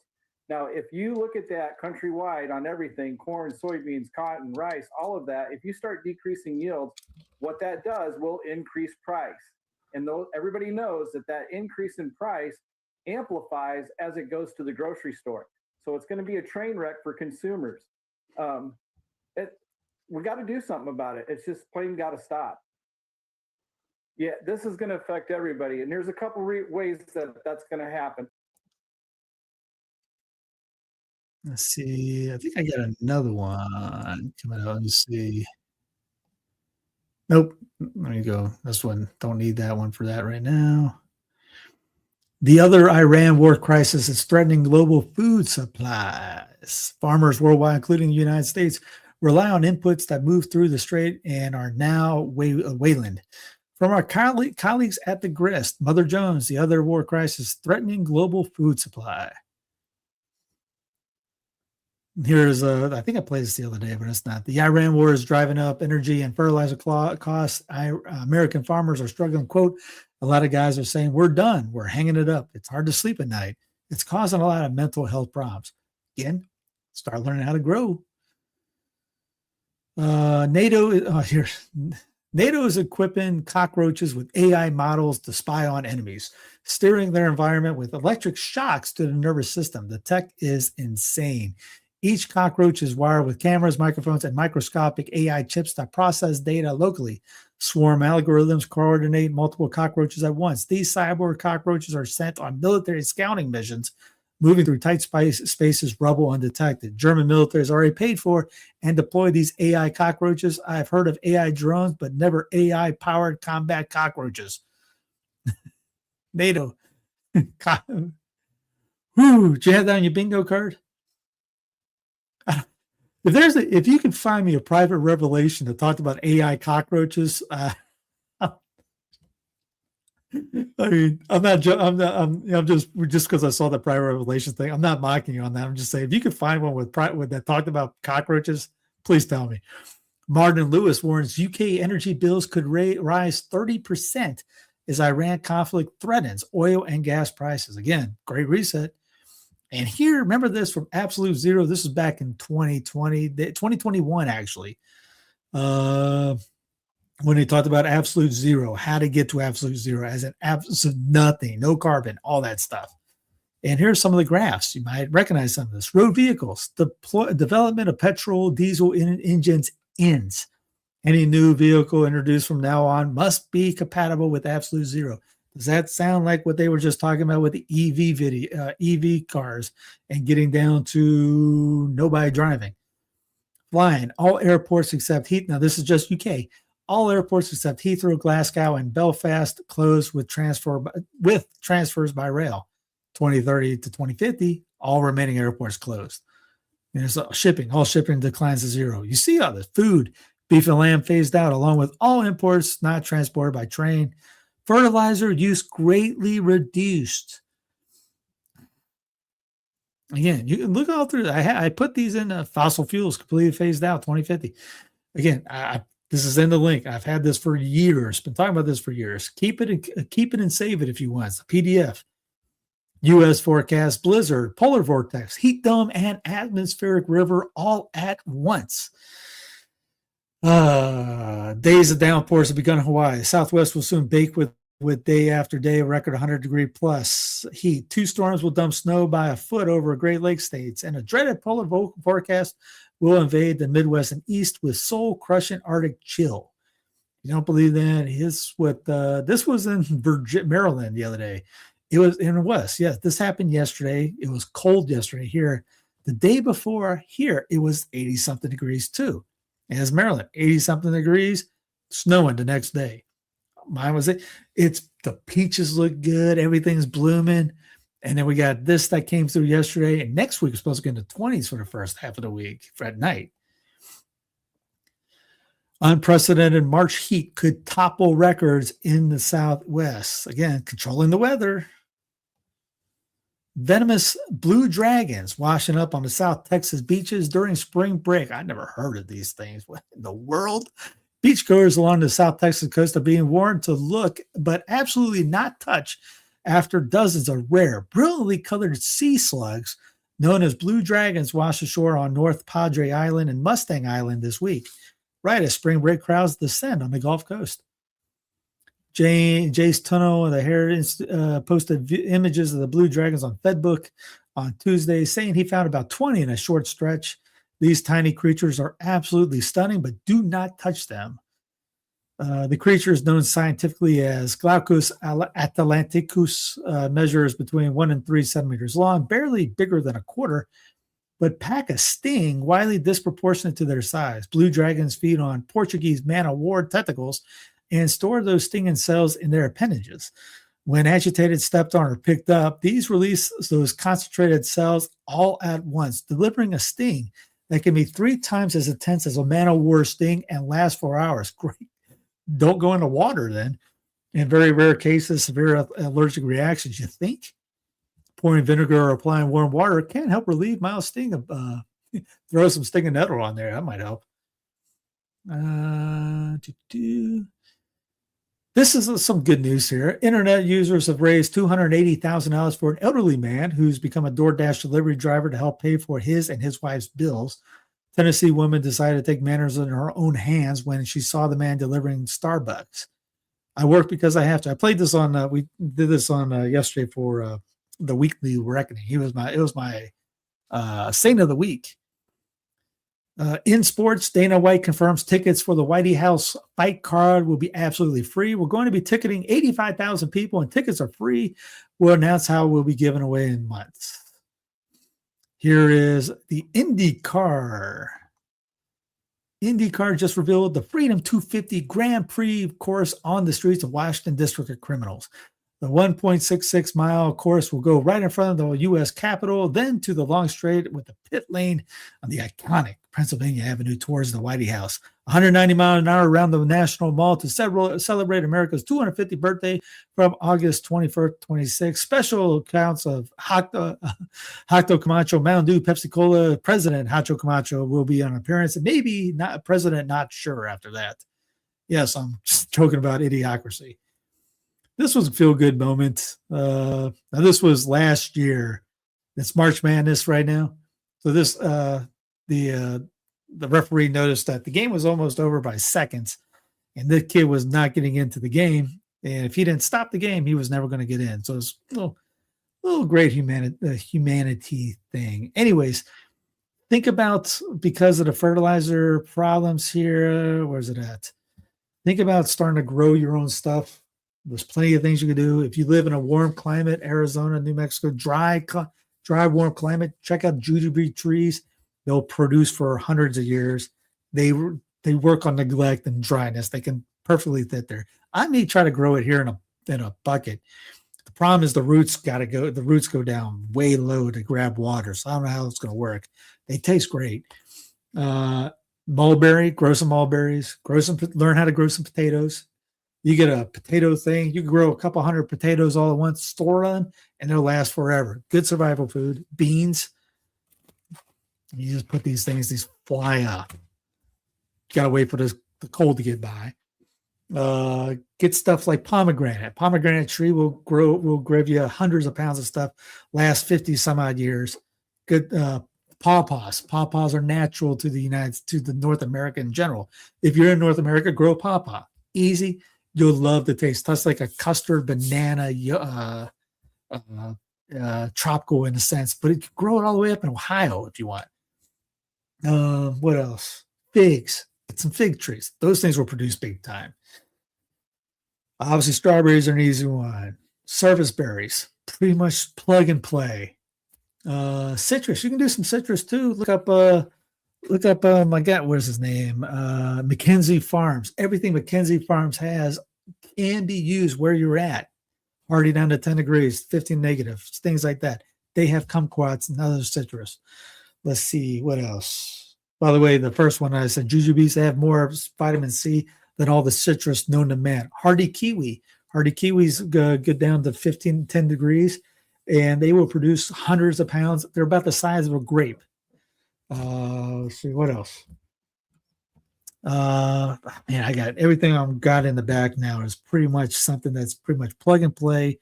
Can easily do. I mean, elderberry, the mulberry, elderberry grow some elderberry that you can make into jams and medicine too. Stinging nettle, good for medicine. Mint, good for medicine. Yarrow, good for healing and medicine. You can put some yarrow on a cut; it will stop the bleeding. Elderberry, like I said, mulberry. There's black, red, and white. White grows like a weed. I mean, and fruits at an incredible level. Black does the same. Red is more native, but you just shake it and they fall down and you just eat it. You can do apple if you want, but it's just a pain in the neck. Grow some tobacco. You can use it for trading, bartering. Grow some coffee plants. Kind of different. If you're up north, you got to keep it over 50 or it'll go down. Moringa, same way. Yeah, they go to quiet after under 50 degrees. But if you got a pop-up greenhouse or some kind of heater to keep it going, those things are amazing. You can have 1 gram of moringa will take care of anything for you. Mulberry leaves, you can eat the leaves. You can they're very good for you. Strawberry leaves, blackberry leaves, raspberry leaves. Black raspberry grows easier than regular raspberry. What else? I'm trying to go through what I got in the back. Melons, you can grow some melons. Oh yeah. Gooseberries, you can grow gooseberries in the shade. They actually like the shade. So if you got a shaded part, throw some gooseberries down, they will produce, and they got natural protection. They got, those like lanterns that you see in China that they'll let the lights go up and that you can have that. That's what's the berries like inside a lantern. What about vitamins? They are bad for long-term because of calcification on arteries, but short-term could help. Great stuff for heart. You can do pomegranate. Obviously, that takes care of that part. Grow some hawthorn berries. Those are just incredible for the heart. What else? Jujube, I think, it helps out with arteries, things like that. It also helps with sleep. It depends what you got. Vitamin. You asked me about vitamins, all that. All these things have, just go down the list. K, vitamin, iron, all that stuff. You can just create a whole for it. Amaranth, you want some protein in a leaf? Amaranth has more protein than beef in a leaf. Walnuts, acorns. You can eat acorns. You got to process it right. You can grain it up, chop it up. You can end up making some bread out of it. Everything that's out. Dandelion obviously is fantastic. Grow my own in a pot. Rosemary, obviously, oregano oil is good for you. Purslane, if you like, purslane has a protein in, also has a lot of vitamins, minerals, very pound for pound, very good. Basil, get all the basil you can grow. That's easier than anything to do. But yeah, look up some of the stuff. I'm going, like I said, I got lamb quarters. I'm waiting for the next week. I'm going to put some lamb quarters down. This is imagine spinach, but exponentially better. Watercress, think of lettuce, but let's say like a scale of 1 to 100, lettuce is a 7 and watercress is 100. The thing is you need water for the watercress, but you can do it. You have to have it pretty much keep it watered the whole time. Devil's Club, if you can grow it, that helps out with a lot of injuries problems. It's called Devil's Club, yeah. Comfrey is great. Grow that, and then you can use it to help broken bones. It also fertilizes the land. You cut it and drop it in the ground, and it will fertilize your. So you don't need to go buy fertilization. Hence what I was saying about the big dogs. They can't do that because you'd have to have a ton of comfrey to cut down and throw in the ground. There's some trees that will do that too. I forget what I can't remember a couple of them right off the bat right now. I'm going impromptu right now. Obviously, Spillantes, toothache. It's a toothache thing. Spillantes has this little looks like a little a ball that pops up. You eat it, numbs your teeth numbs your mouth if you have a toothache. Wild lettuce. There's wild lettuce right here. It's good for pain and anxiety. Helps with some sleep too. So if like during the War for Southern Independence, they ran out of anesthesia. They used wild lettuce to numb the pain before they cut off limbs. So wild lettuce works. Get it? I'm making a tincture out of that right now. Obviously hops. That's an easy one. You can grow that passion flower. I got the passion flower out back growing. The leaves are edible. The fruit's edible. It tastes good. And you actually bring in a bunch of butterflies too. So it works out great. All that St. John's wort, calendula. Man, they said I can go through a ton of these things. Anyway, learn, grow, get some stuff on that. Look at my man, Judson Carroll. He's got a bunch of books on this so you can get into more herbalism so that you can, if something goes down, you can be able to find something and be able to, survive in case it goes down. But yeah, learn how to do potatoes. Greens, onion greens are easy. They'll come out like chives. I planted chives 2 years ago in a pot. I haven't touched them except picking them off. They just keep growing back. No matter if it's freezing cold, 100 degrees hot, they still keep going back. And as Judson will say, never go a day without eating an allium. There's reports during the Spanish flu, which was really the Kansas flu, that areas where they ate onions, in a sense, alliums, never had any problems. Garlic obviously is an easy one. You can buy a foraging book to know what's safe and opposed to poisonous. Amen. Yeah, like right now, there's you might have seen purple dead nettle outside. There's one in the back. Yeah, oregano comes back too. It dies in the heat, dies in the cold, and comes back. But purple dead nettle is good for right now because it takes away the goldenrod during the fall. It helps with the any health issues at that time. Purple dead nettle takes care of the allergies this time. And you can grab them, dry them, tincture them. Bada bing, you're good. So I eat much garlic. My dad gets mad because I was sick for 2 Yeah, exactly. Eat lots of garlic. Throw it all in there. Anyway, I'll get done because I can go on for a couple hours on just that too. So anyway, have a great rest of the weekend. Oh yeah, I didn't do this weekend. I got a lot of.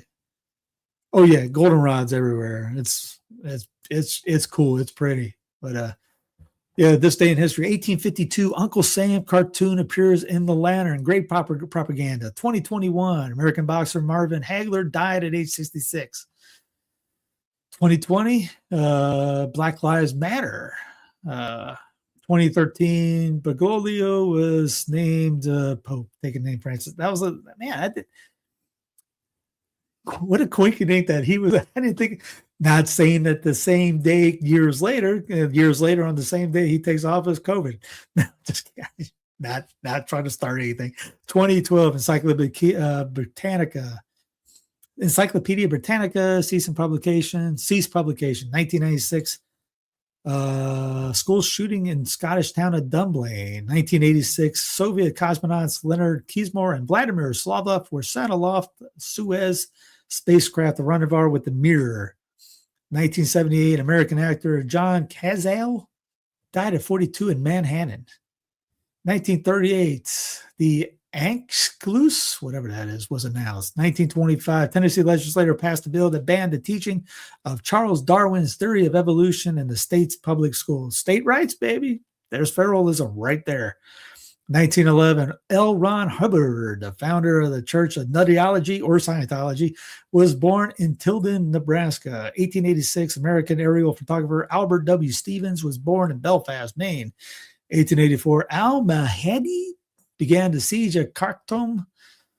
1881, Tsar Alexander II of Russia was assassinated in St. Petersburg. 1870, artist William Glackens was born. 1809, shortly after Sweden surrendered Finland to Russia, Swedish King Gustav IV Adolf was overthrown. 1781, English astronomer William Herschel observed the seventh planet from the sun, Uranus. No jokes there, Bricks. Keep your mind out there. And named it was described to him as a curious, either nebulous star or perhaps a comet, and named for the father of the god, Saturn. 1741, the Holy Roman Emperor Joseph II, who was who at first was co-ruler with his mother Maria Theresa, and then acted as sole ruler of the Austrian Habsburg dominions, was born. In 1642, the Marquis de Cinq-Mars, the favorite of King Louis XIII of France, signed a secret treaty with King Philip IV of Spain in a plot to overthrow Cardinal Richelieu. Strawberries do grow like weeds. I got four different kinds in the back. One's white strawberry. I think I told you guys about that, because they say the birds won't touch it because they don't see the red, so they miss it. Because apparently you could color rocks red and put them in there with the strawberries, and the birds will think they're strawberries and come down and hit the rocks, and then maybe they won't touch their strawberries later. Anyway, have a great rest of the night. Talk to you later. Have a great weekend, and I'll see you on Monday for Black Pill Monday, if we make it to Monday. God love you. Have a great rest of the night, and thanks for hanging out.